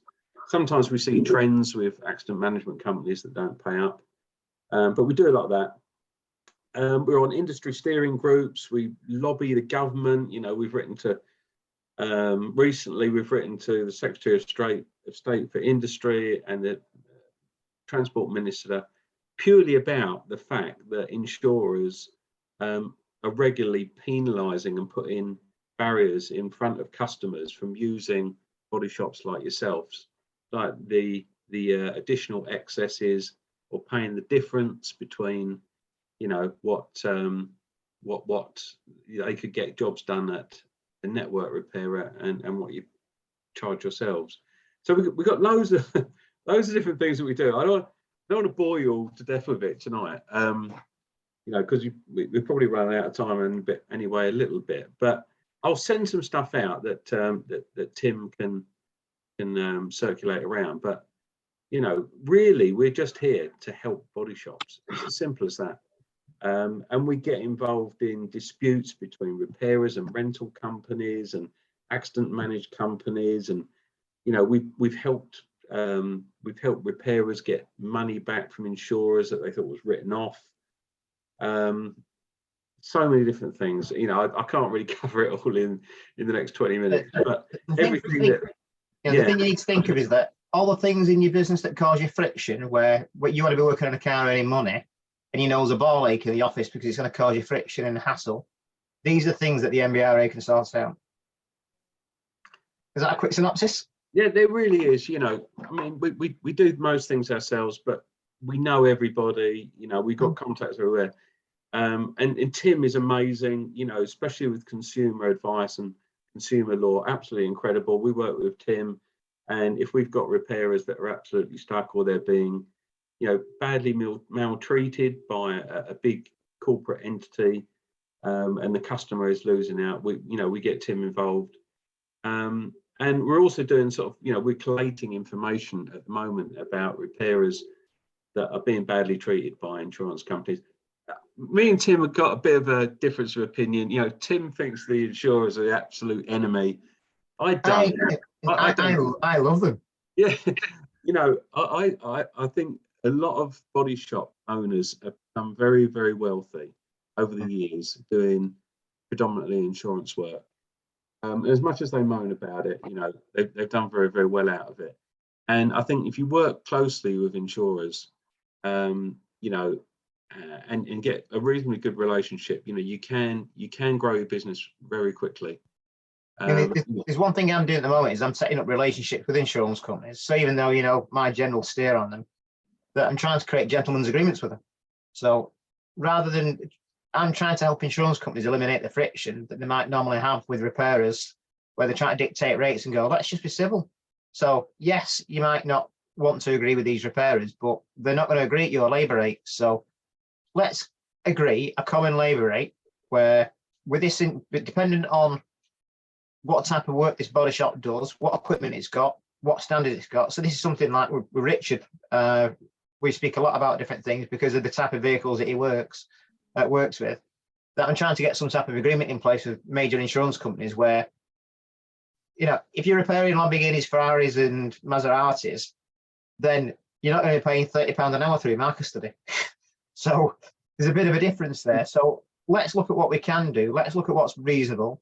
Let's develop a working relationship, because if anything, what you're doing is actually providing insurance companies with capacity and resource to people they might not normally have access to. But the same applies to something like what you guys do. It's not necessarily about the big things. It's also what effect does it have on an insurance company's bottom line if they agree work with Steve or Amit or Ryan or you know, any of you? If they're saying, well, we want agreed figures with them, it's like, well, they're doing one job or 5 jobs in a year. You know, if you're sending the best part of like 100,000 repairs through your network, agreeing a couple of jobs with one repairer at a higher labour rate isn't going to affect your operational cost 1% in any way whatsoever. It's crazy. So just jumping onto that, Tim, yeah. I actually see the future as parts are going through the roof on price.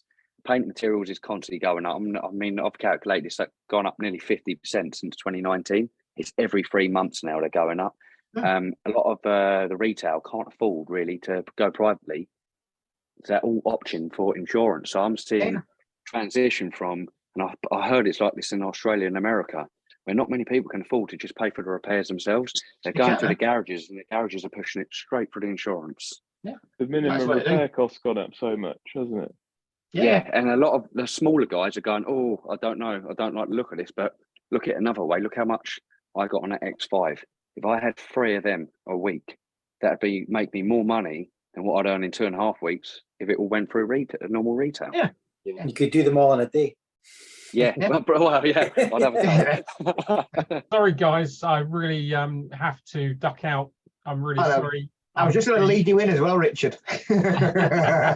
I think anybody doing insurance work who is looking at hourly rates under 40 quid an hour needs to seriously talk to somebody else.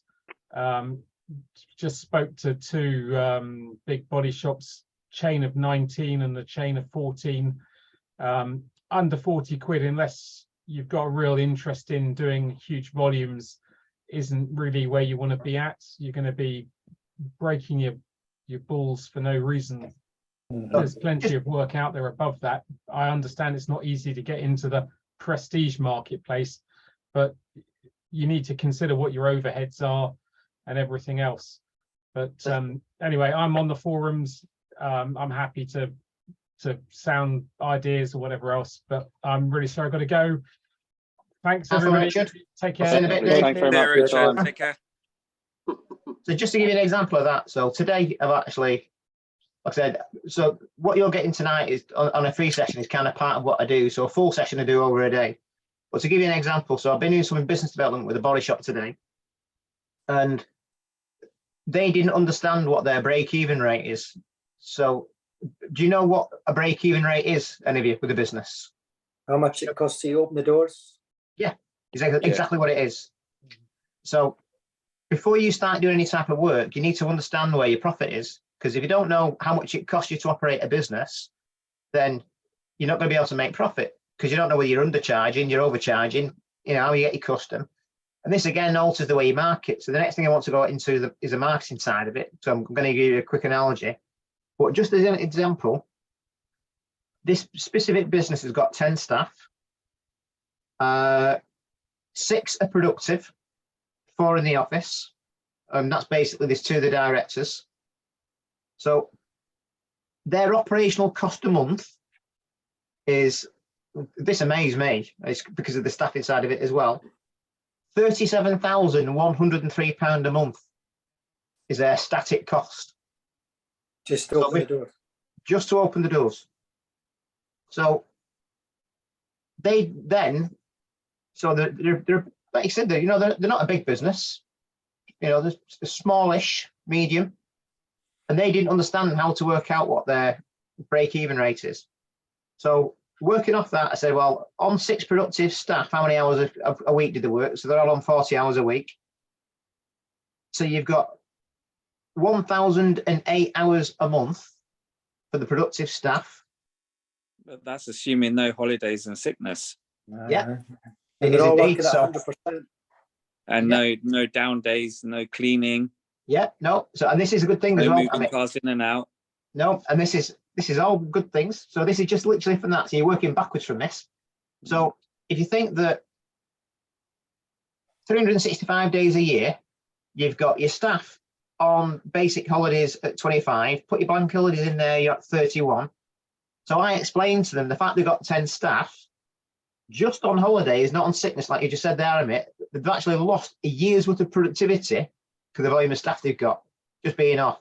When you put into sickness and health and all the rest of it, you're well over a year's worth of productivity because they're all off. I said, well, so actually you might as well just shut the doors because nobody's working. They're all on holiday. They're all sick. They're all off. So that's all the 10 of them. So what you said there, I mean, it's spot on. But working on the fact that, yeah, everything's fine.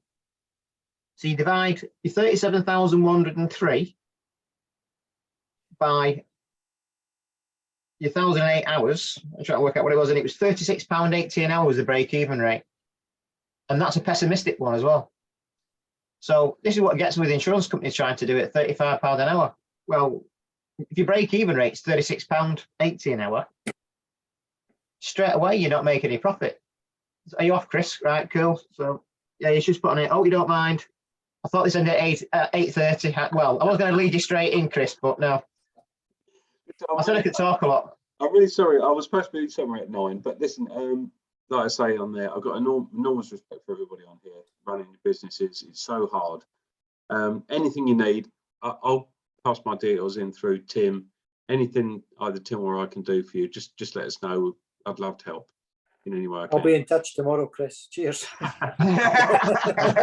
He's got a stack of invoices for you. All right, guys, I'm going to have to shoot off. Thank you, though. Thank you for having Nice me. one, on. Chris. Appreciate it. See you in a Bye-bye. bit.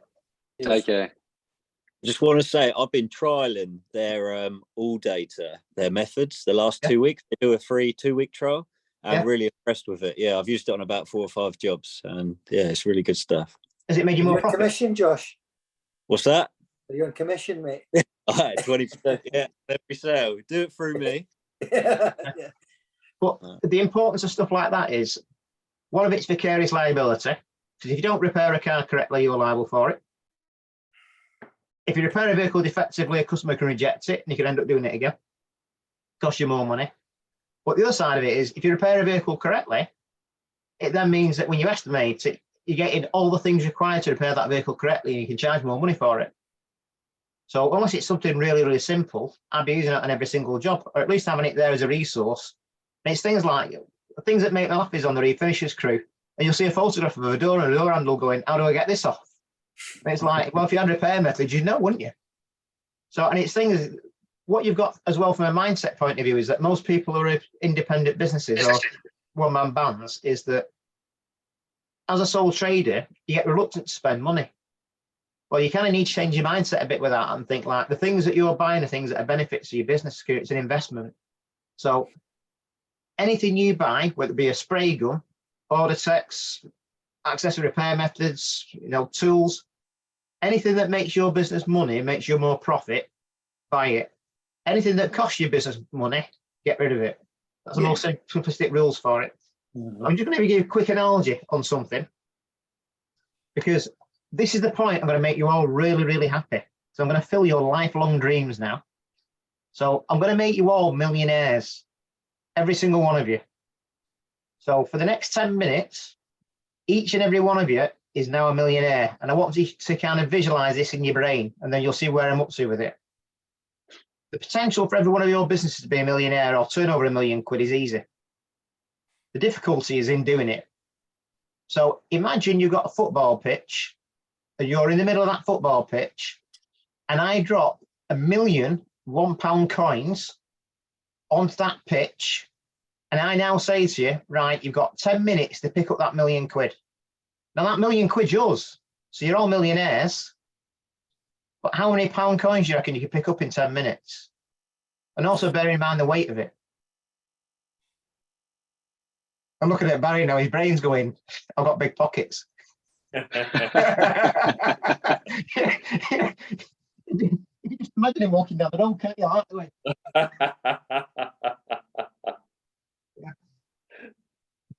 Now imagine this. So the likelihood is you've no chance of picking up £1 million, but it's your money right in front of you. It's sat there waiting for you.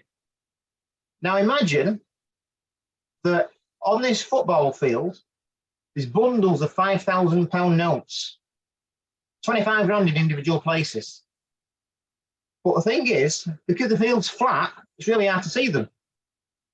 So if you spend time in that 10 minutes walking around the field trying to find the bundles of £5,000 notes, or do you keep picking up the pound coins to drop them in the bin behind you? Now imagine, for every pound coin you pick up, if you've got £25, you can now buy somebody else to help you on the field. So do you spend 25 quid to pay for somebody else to help you do what you're doing? So there's now 2 of you trying to pick up money. Or do you spend it on 3 people or 4 people or 5 people? What makes more sense? Looking Now for the 5,000. Yeah, does it? Yeah. Well, if you have 4 or 5 people doing it, perhaps, but it might be right at the other end of the field. Now, by the time you get all the way down there and get all the way back, you might run out of time. Now, imagine you could buy a ladder for 20 quid. By standing on the ladder, you can see where all the money is. Would you do it? Yeah. Should. Yeah. So imagine that ladder is marketing. So if you spend money on marketing, it's helping you see where the profit is. Now imagine, rather than having that £1 million on the field in pound coins, there's a box in the middle of the field where all you need to do is walk up to it and grab it and bring it back, and it gives you £500,000 worth of free marketing and guaranteed business. Would you still run around for the pound coins?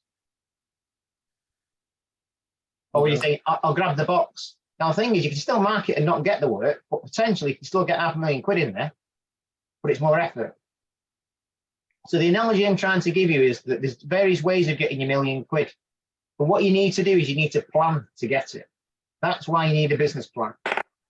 So it's like saying, imagine then you could get a dumper truck instead and just go up and down the field getting all the pound coins with a dumper truck. Again, that's all about how you plan your business.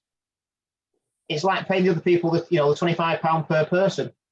The more people you've got working for you, as long as you charge more for than what you pay them, it'll earn you profit for your business. So when you look at some of these large networks and you're wondering how they can work on £30 an hour, it's because you've got 100 staff. The 100 staff, if every one of those 100 staff is earning them £10 an hour, they're on £1,000 an hour. So all of a sudden, this £30 an hour is arbitrary. It doesn't matter. Now, the important thing to your business is, I've gone quickly over looking at your break-even rate. So we're looking at in terms of how much it costs to run your business. You want to look at the cost of your business and look at the people productive in the business and how many hours you spend productive and stuff where you actually charge that money for while you're being productive, work out your break-even rate. But the important thing is you also want to look at what's called your recovery rate. So say, for example, you've estimated for a 2-hour job and you've done it in an hour. If you charge £30 an hour, you've actually earned £60 an hour as a recovery rate rather than 30. So what you might see with some insurance contracts is that it's smoke and mirrors. So these contracts might be really, really poor contracts on low figures, but it's because they're actually overestimating all the jobs, putting twice as much time on them. And the actual amount of money they're recovering back off it is more. And that's the way they manipulate it. In your world, it's the same thing. So if you're using an estimating system, and you've got staff working for you, what you need to do is actually monitor your staff and time them on what they're doing and keep track of everything. So if you've got a body shop where you've got a few people working in there, there's body shop management programs like AutoFlow that will do it for you. So where you can clock onto a job, you can clock off a job, you can have an MET guy, a panel guy, a painter, and you'll know each person, each bit of it all the way through what they're doing. It allows you to measure your profitability. But again, all the way through this, you need to be planning your business. So first thing is look at your costs, look at your area. Then you need to understand how to market. To understand how you market, you need to understand who you're marketing to and what you're marketing to them. So are you marketing accident repair work? You're doing real refurbs, you're doing smart repairs, you're doing restoration. Do the people in your area want those services? How would you know? Do you leaflet drop them? Do you do a poll? Do you do something on Facebook? You see what you can do to attract them. So you need to do all your research all the time. Work out which ones earn you the most money. Are there businesses that you could do the work to, like fleet companies? Again, so you might think of what you do. You might focus all your work on retail stuff and walk-ins, and then find out you've got like 50 businesses around the area with 100 cars that'll, you know, they're all self-insuring with high excesses, and they'll all pay you shed loads of money. But you focus on going down the road trying to compete against the guy down the road doing a job for 100 quid, and then wondering why you get a headache. Yeah, talking about the break-even point, the amount of people I know in business, and I say to them, "What do you need? What's your break-even point?" They haven't got a clue. No, so I've got an Excel spreadsheet where I need to know what I need to earn daily, weekly, monthly, right? And I've got all my bills, incomings, outgoings, what I need to earn a day, week, and month. Half of them, they're just bumbling along, going, "Don't know." What's your turnover? Don't know. What's your profit? Don't know. I just come in and work. I'm like, you haven't got a clue, have you? So what you need is that. Yeah, exactly that. All of that is on the Refinishers crew and the folders and files. So all of you can go on it and just download it straight off there. If you've not got it and you want it, and you want me to email it across to me, just send me an email and I'll send it to you. And what this will do is you can put down in terms of how many staff you've got, how many hours a week they work, how many productive hours they are in it, take into account staff annual holidays, average sick leave, so what you were saying there before, Amit, or all, if you've got a spreadsheet that can do it, it'll do it all for you. And then that way you can work out in terms of where you are in terms of break-even rate and your profit ratio. Things like cash flow forecasters, you know how much money is coming in, how much money is going out every month. That's a big thing. So can you develop work so you know you've got a constant type of work that will come in? So if you say, for example, you were just doing the trade work to keep the lights on, then you think, well, actually there, I know what's going to come in every month. So you can bank on it and then develop other stuff that earns you more money. It lets you plan for the future as well. If you know what's guaranteed, yeah, you can put plans into place to say, right, I know that money's coming in there. I can buy that new whatever. Yeah. You know, so. And all the time when you're doing that, you want to be thinking, will it earn me profit? Exactly. Mm-hmm. And it's like, what's important? Yeah, and what you want to do as well is you want to look at not just one thing. Don't put all your eggs in one basket. You know, when you're actually doing the work.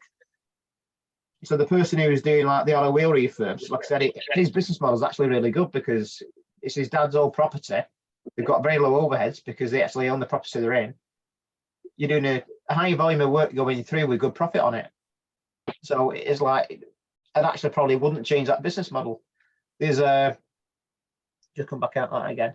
There's a company that I did this training session I did today. I did it with another company a few weeks ago, and he's a one-man band. And within his business, what he does is, so he's got a body shop. He's in the Peak District in a rural area. Does really good quality work. He's got a really good reputation. He's also got some houses that he lets out, and then he's also he does powder coating and he does sandblasting, de-rusting stuff. And he was telling me about what his issues are, and a lot of it's to do with scalability. It's the size of his workshop that he's got. It's struggling moving vehicles about inside the workshop as well. And he said he wants to know what we've gone through about what's saying tonight in terms of break-even rate and profitability and how to market and get more work in. And we went through what the strengths and weaknesses are of his business. I said, well, again, he's a bottleneck of the business because it's just him working there. His wife comes in and does a lot of the admin and does a lot of the sales. They also had a used car sales forecourt as well, a separate thing. So we went through his profit and loss accounts on there and what he's doing. He was kind of doing half all right. When we got to the end of the session, do you know what my advice was to him? Stop doing powder coating and just cut back on businesses. No. Opposite. Do more. My advice was stop doing the body work, bin it, and focus on the powder coating because it earned more profit for the volume of work that he was doing. And I said, you could quite easily get somebody in there at £10 an hour. You don't even need you in there. I'd utilise all of your workshop to do all of the de-rusting, because he was getting like builders coming in and doing RSJs, going like, right, can you strip that for me and powder coat it? So then I know it's in house and it's sealed, not going to rust. So I said, because he wasn't doing anything to do with cars or insurance companies, all the stuff is powder coating. It was like 15-minute jobs.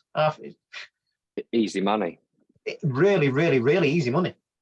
So I need to go. Sorry, yeah, very welcome. I'm finishing now, anyhow, to be honest.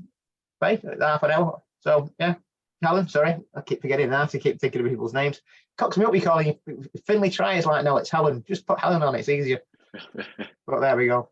But yeah, I'm about to finish now, anyhow, Helen. I'm just trying to wind it up. But yeah, no, you're very welcome. I'll see you soon. In fact, actually, Helen, just put deep. Oh, she's gone. Bugger. I was just going to say, to give you an idea in terms of stuff that I do. So Debs has used me. Helen, who was just on then, I sorted out something massive for her a few weeks ago, and I did it as a freebie for her, but I said don't publish it. I think I spoke to Amit before once or twice, but me said about the relationship we've got with Ray, Fiona Cars was on. No, Richard, sorry. Richard. Yeah, my brain was got a tight. I've been doing this all day. It's the R's. It's all in the house, mate.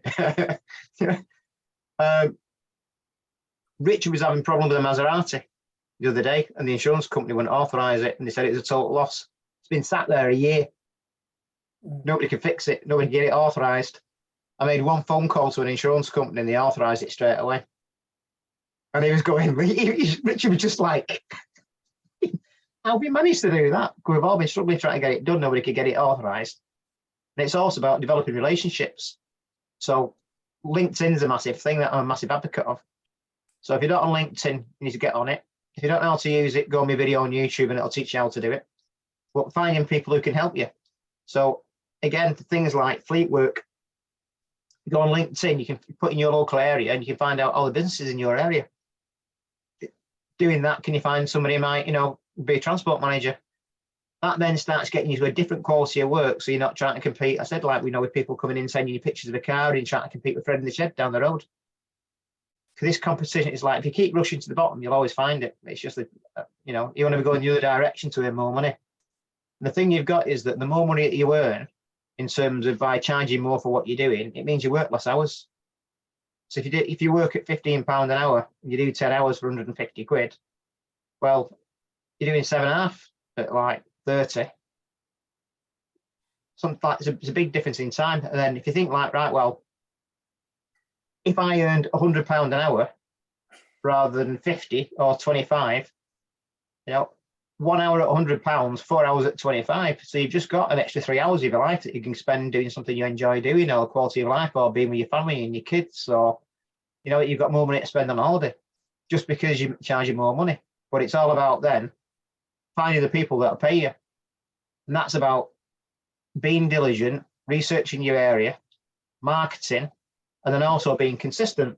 So how many of you read books or listen to audiobooks? Yeah, 2, 3. Oh, thank you. No, not me. Yeah. So do you read a lot then, or do you not do audiobooks, or? So do you not find anything like that interesting at all, or spike your attention? Sorry? Oh, sorry, you're talking about... Yeah, I was talking to you. Yeah, I'm like, come on. So yeah, so do you not read any books then, or do any audio books, or do you not find anything spikes your attention? No, not particularly. No, it's a time thing, isn't it? Really. Right. Well, you work. Yeah. You think it's a time thing, but that's psychological. So yeah, I'll give you an example. I'm giving you £1 million now to read a book. Would you read it? Definitely. All right, you found the time now then. How many books you need reading? Yeah, you just told me that time is the issue. Time is not clearly the issue. Okay, so the issue is you wanting to do it or seeing the value in what you're doing.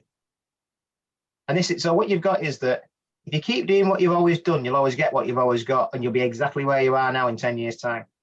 Yeah. So the only way you can make things change is that you personally are responsible for it. You are personally responsible for your business succeeds or fails, nobody else. But if you want things to change, you have to change it. And the way you change it is the first thing you've done tonight is the positive thing, because you've come on board and you're listening to what's being said, and you can either take it on board or you don't. But what you can also think is like, actually, that sparked a little bit of thought in me. It might be onto something there. Well, what you then get into is a complete thing about self-education. So if you look behind me, you can see I've got loads of books. So this next thing might sound a bit daft, but the key to success is by surrounding yourself with people who are successful. Now, that might not necessarily be personally. If you find people who are successful who wrote a book on it, read the book. If somebody who's successful does an audio podcast and something, listen to a podcast. If it's something where you don't really like listening to things, or you don't like reading books, see if you can find people on YouTube who do something that will benefit you in some way that can help you in terms of business development you can learn from. But what you need to do is you need to spend at least 8 hours a week working on your business rather than working in your business. Now, you might think that's not possible. The thing that's come out in the press this week is a drive now to work a 4-day week.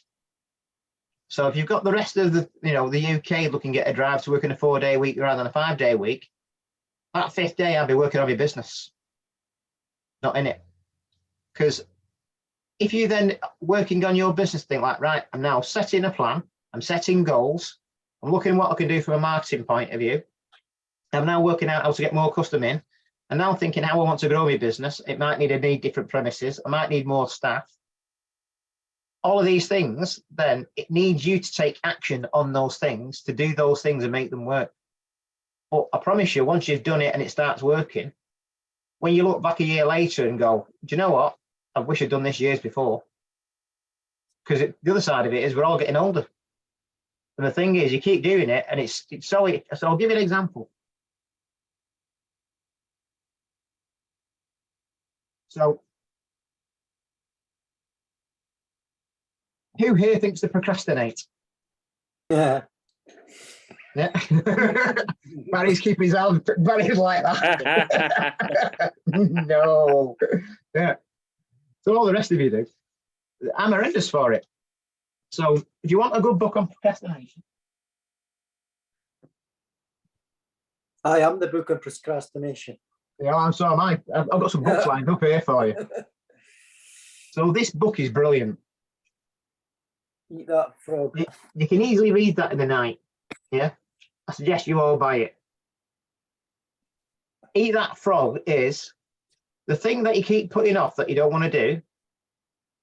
The biggest, nastiest pile of shit that's just a nightmare to get anywhere near. Make it the first thing you do and get rid of in a day. Because once you've got rid of the nastiest, shittiest thing that's going, everything else after that's easy. What if it's in the shape of a restoration that's been sitting in the workshop for months? It might take longer than a day, but then that might be the thing that earns you most money. Well, there's a few of them sitting here. Yeah, but that's it. But this is what happens. You put off the things that you don't want to do. So the example I was just going to give you then, if I can find it. So these are my own personal work development books, the stuff that I've got going on, what I do in terms of my business development. So have you got kids, Tim? Say again? Have you got kids and a wife? I've got a missus, yeah, I've not got kids. I see. That's why you've got time. I know I run a business, so I'm kind of daft, but I'm not that daft. I'm not as daft as you about having kids. So I'm for a game of soldiers. So to be fair, I've got kids, I've got my workbook, and my other one, and masses of. Yeah, but you're just amazing, Debbie. You just make my brain spin. You've got you are the stereotypical mother of everything. You've got a million plates spinning constantly. Oh, that's true. You're good. So I'm going to show you something to show that these things I'm telling you, I am a victim of the very same things that you're a victim of. I have a second business. So I've got Multi-Claim Guru as my main business.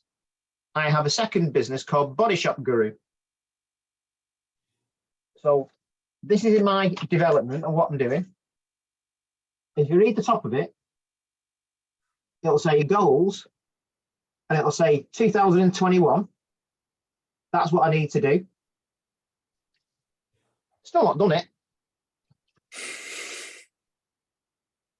I'm just as bad as you lot. That's why I know what I'm talking about. And do you know why I've not done it? Eat that frog chip. Eat that frog. Yeah, it's true. And I tell you what, there's so many people take the rip out of me for doing it. And do you know what? Yeah, and I really need to, Barry. I really do. So part of what I've done this week now is calm down the work that I'm doing. From Jay Neville, I've lost all sound. Come back into it. There we go. Can you hear us, Jay? I'm nearly winding up now. Anyhow, Jay, I'm recording it as well. Look at his face. So it's things like, so eating the frog is a major thing. So I do need to do it. But what happens is if you keep doing what you've always got, what you've always done, you'll always get what you've always got. So what's happened was last year, I mean, Deb's have probably witnessed this well, because Deb's been on a few of my training things. How busy was I last year? So it's like, you've seen me be on Facebook quite a few times, and I quite literally vanished, didn't I, for ages. And it's because I was doing work for a company, doing consultancy work. So they were paying me a day rate. I was getting out of bed at 5:30 in the morning and doing from 6:30 till 2:30 doing their work on a consultancy rate that pays really well. Then doing from 2:30 till 6:30 on my own work every single day. And I did that non-stop for a year. So I earned well, and I did well for my business. But the things that I wanted to do working on my second business, so I didn't have to do the stuff that I was doing in my first business, I couldn't do because I had to focus on doing the work in the first business and didn't have the time to do it. So I was doing an 80, 90-hour week. That's what you've got. And at some point you need to go, whoa, whoa, whoa, whoa, whoa, right, okay, I need, so I've not had a holiday for like 3 years. Before that, I've not had a holiday for about 7 or 8 years. You're kind of going like, I need to stop and have a break. The missus is going mad. You need to stop at some point and just stop and have a break because she'll go away on holiday on her own. Just leave me. Go to a health retreat for a couple of weeks. So it's this thing of whereas you need to work out what you want in life and quality. And it's always, when you start off, it's hard, but once you get over that crux of it, then once you got that point, you need to start working out what you need to do with your life. And you want to earn as much as you can for doing as little work as possible. So on that note, we're going to finish there. You're all right with that? Yeah, definitely. Yeah. Cool. Sounds good, mate. Yeah. Cheers So for that. thanks, Tim. No, I tell you what, Amit, you timed it to perfection, you know, because you missed all the introductions. You're just kind of waiting, iterating for the meat stuff. Sorry. Is this going to be like a regular thing, Tim, or is it just a? Depends on whether it's paid or unpaid. So if you want to pay me, I'll do it anytime you want. Simple as that. But I'm passionate about the repair industry. So, right, Jay, I've got to go. Can't hear anything. Thanks, everyone, girls. Yeah, it's all right, Jay. Yeah, we'll see you. So, I know small businesses struggle. So that's why I do what I do like this for free. And this is, so when I do a full training session, like I said, so this is a snippet of what I've done today, but I've been doing this from 9 o'clock this morning. So what I've done a 12-hour day. And, you know, I'm part of it free, but it's just because I love the industry and I want to help people like you. But it's, yeah, we can do loads more, but it comes down to how tired I am and how busy I am. So, yeah, when I've got other stuff going on. Said last year was crazy. I was doing easy 18 hours a day every single day. And you kind of, you know, the last thing I want to do is do a free session at night. But things to keep an eye on it when I do it. There's tons of free resource out there already. So, do you know that I write for Body Shop magazine? Yeah. Okay, so have you seen any articles? I've wrote, look, this is what happens to Body Shop magazine in here. Comes in, it gets left in itself. Yeah. So you don't want to be doing that. There's about 10 of them sitting there. Yeah, I do the same thing. Yeah. So, I always read it. So I don't just get Body Shop. Sorry, mate, just one second. So I don't just get Body Shop magazine. I also get the Institute of Automotive Assessors magazine, Society of Operation Engineers magazine, Institute of Road Transport Engineers magazine, Bieber Insurance magazine, something else, and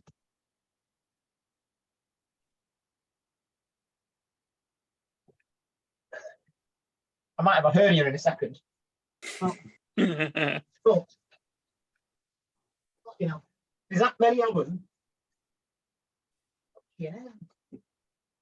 It's like, that's all mine beside here. They're all in wrappers. And I'm like, can you stop sending me magazines? I read it all on the internet anyhow. Crazy.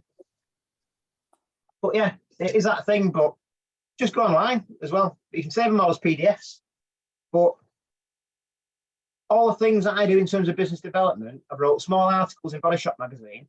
I cover everything from startups to marketing to business planning, making profit, fear of competition, the illusion of threading the shed down the road doing it cheaper, for doing Kruger scale.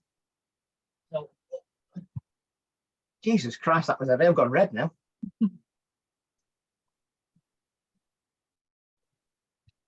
So yeah, I'm the same as you. So other books. How many of you heard of that book? Yeah, I've read that. Yeah, I read it. Yeah. Really good book. So if you've got your own business and you don't know what to do, we still, you got a magic can there, Deb. We couldn't see it, so. Yeah, I'm always carrying mine around with me and looking at it. So that's the first one you need to read. You've also got this one called the ebook Mastery. Get that one as well. Whatever you do, I'm stuck now because I'm full of magazines on the floor. Bloody everywhere. Hang on. Get rid of that again. So I've got magazines everywhere now. So whatever you do, you need to be consistent. So you need to understand how to create a habit. So when I say to you about doing social media and marketing, anything you do in your business, you need to make it a habit. You don't just do it as a one-off. You need to be doing it every single day, repetitively. When you do something every single day, those small incremental gains of doing something consistently, developing into habits, are what make your business successful. It's like going to the gym and exercising. You don't get massive muscles in a day, do you? It's only by going to the gym every single day, going through all the hard slog and all the pain, that you start getting fitter and stronger. It's the identical thing with business. So when you start getting into it, you need to do it every single day. And my most recent book, this is also cracking, is that one. You can see I'm literally I'm right near the end of it now. I've got my thing on it. But it's also a brilliant book. So I'd recommend it. So if you don't like reading, find it as audiobooks on Amazon. Or find podcasts that help you.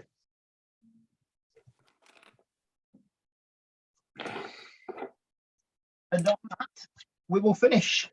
Because, like I said, we're going to try and finish it for now. And I'm always over on my time.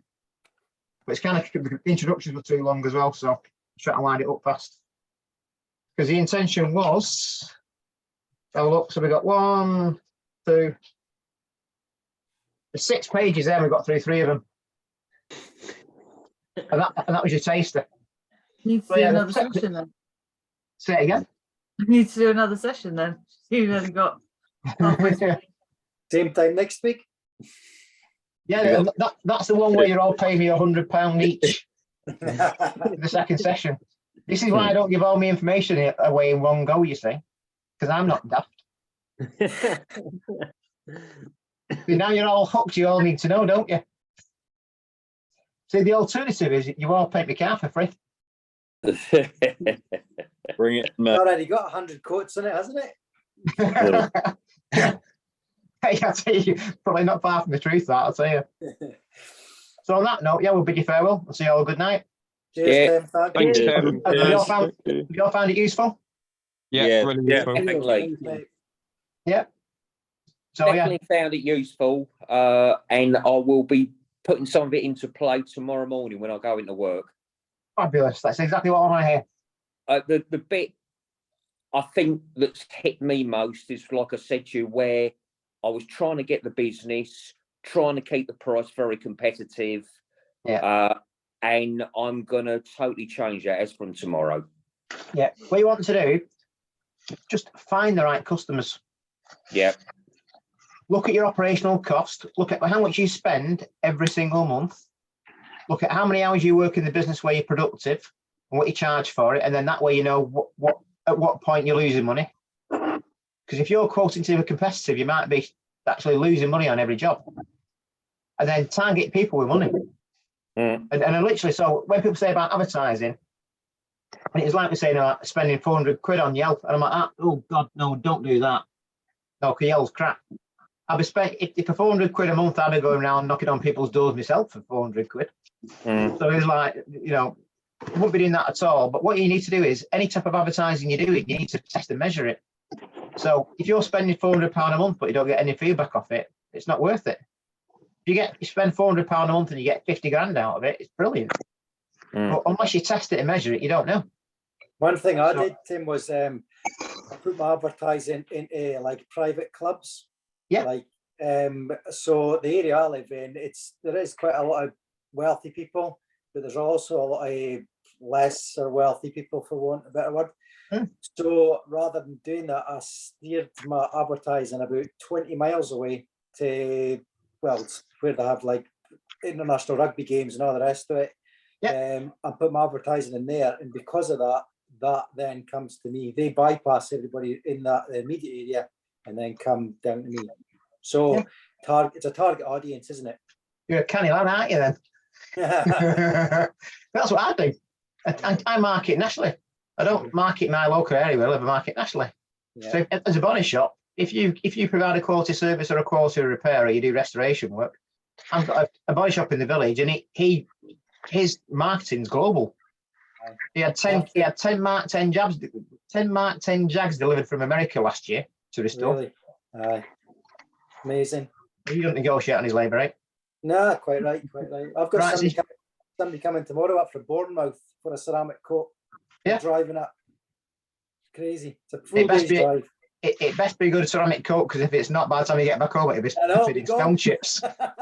It's no I'm going to love you. Home, is it? Yeah, since you've all got kids, are going to love you and leave you on now. So. Right, cheers, Tim. Thank you. Thanks for doing this. You're very welcome. My pleasure. Thank you. See you, Bye, guys. Cheers. We can't miss you in your orange jacket. Bye, guys. Cheers, guys.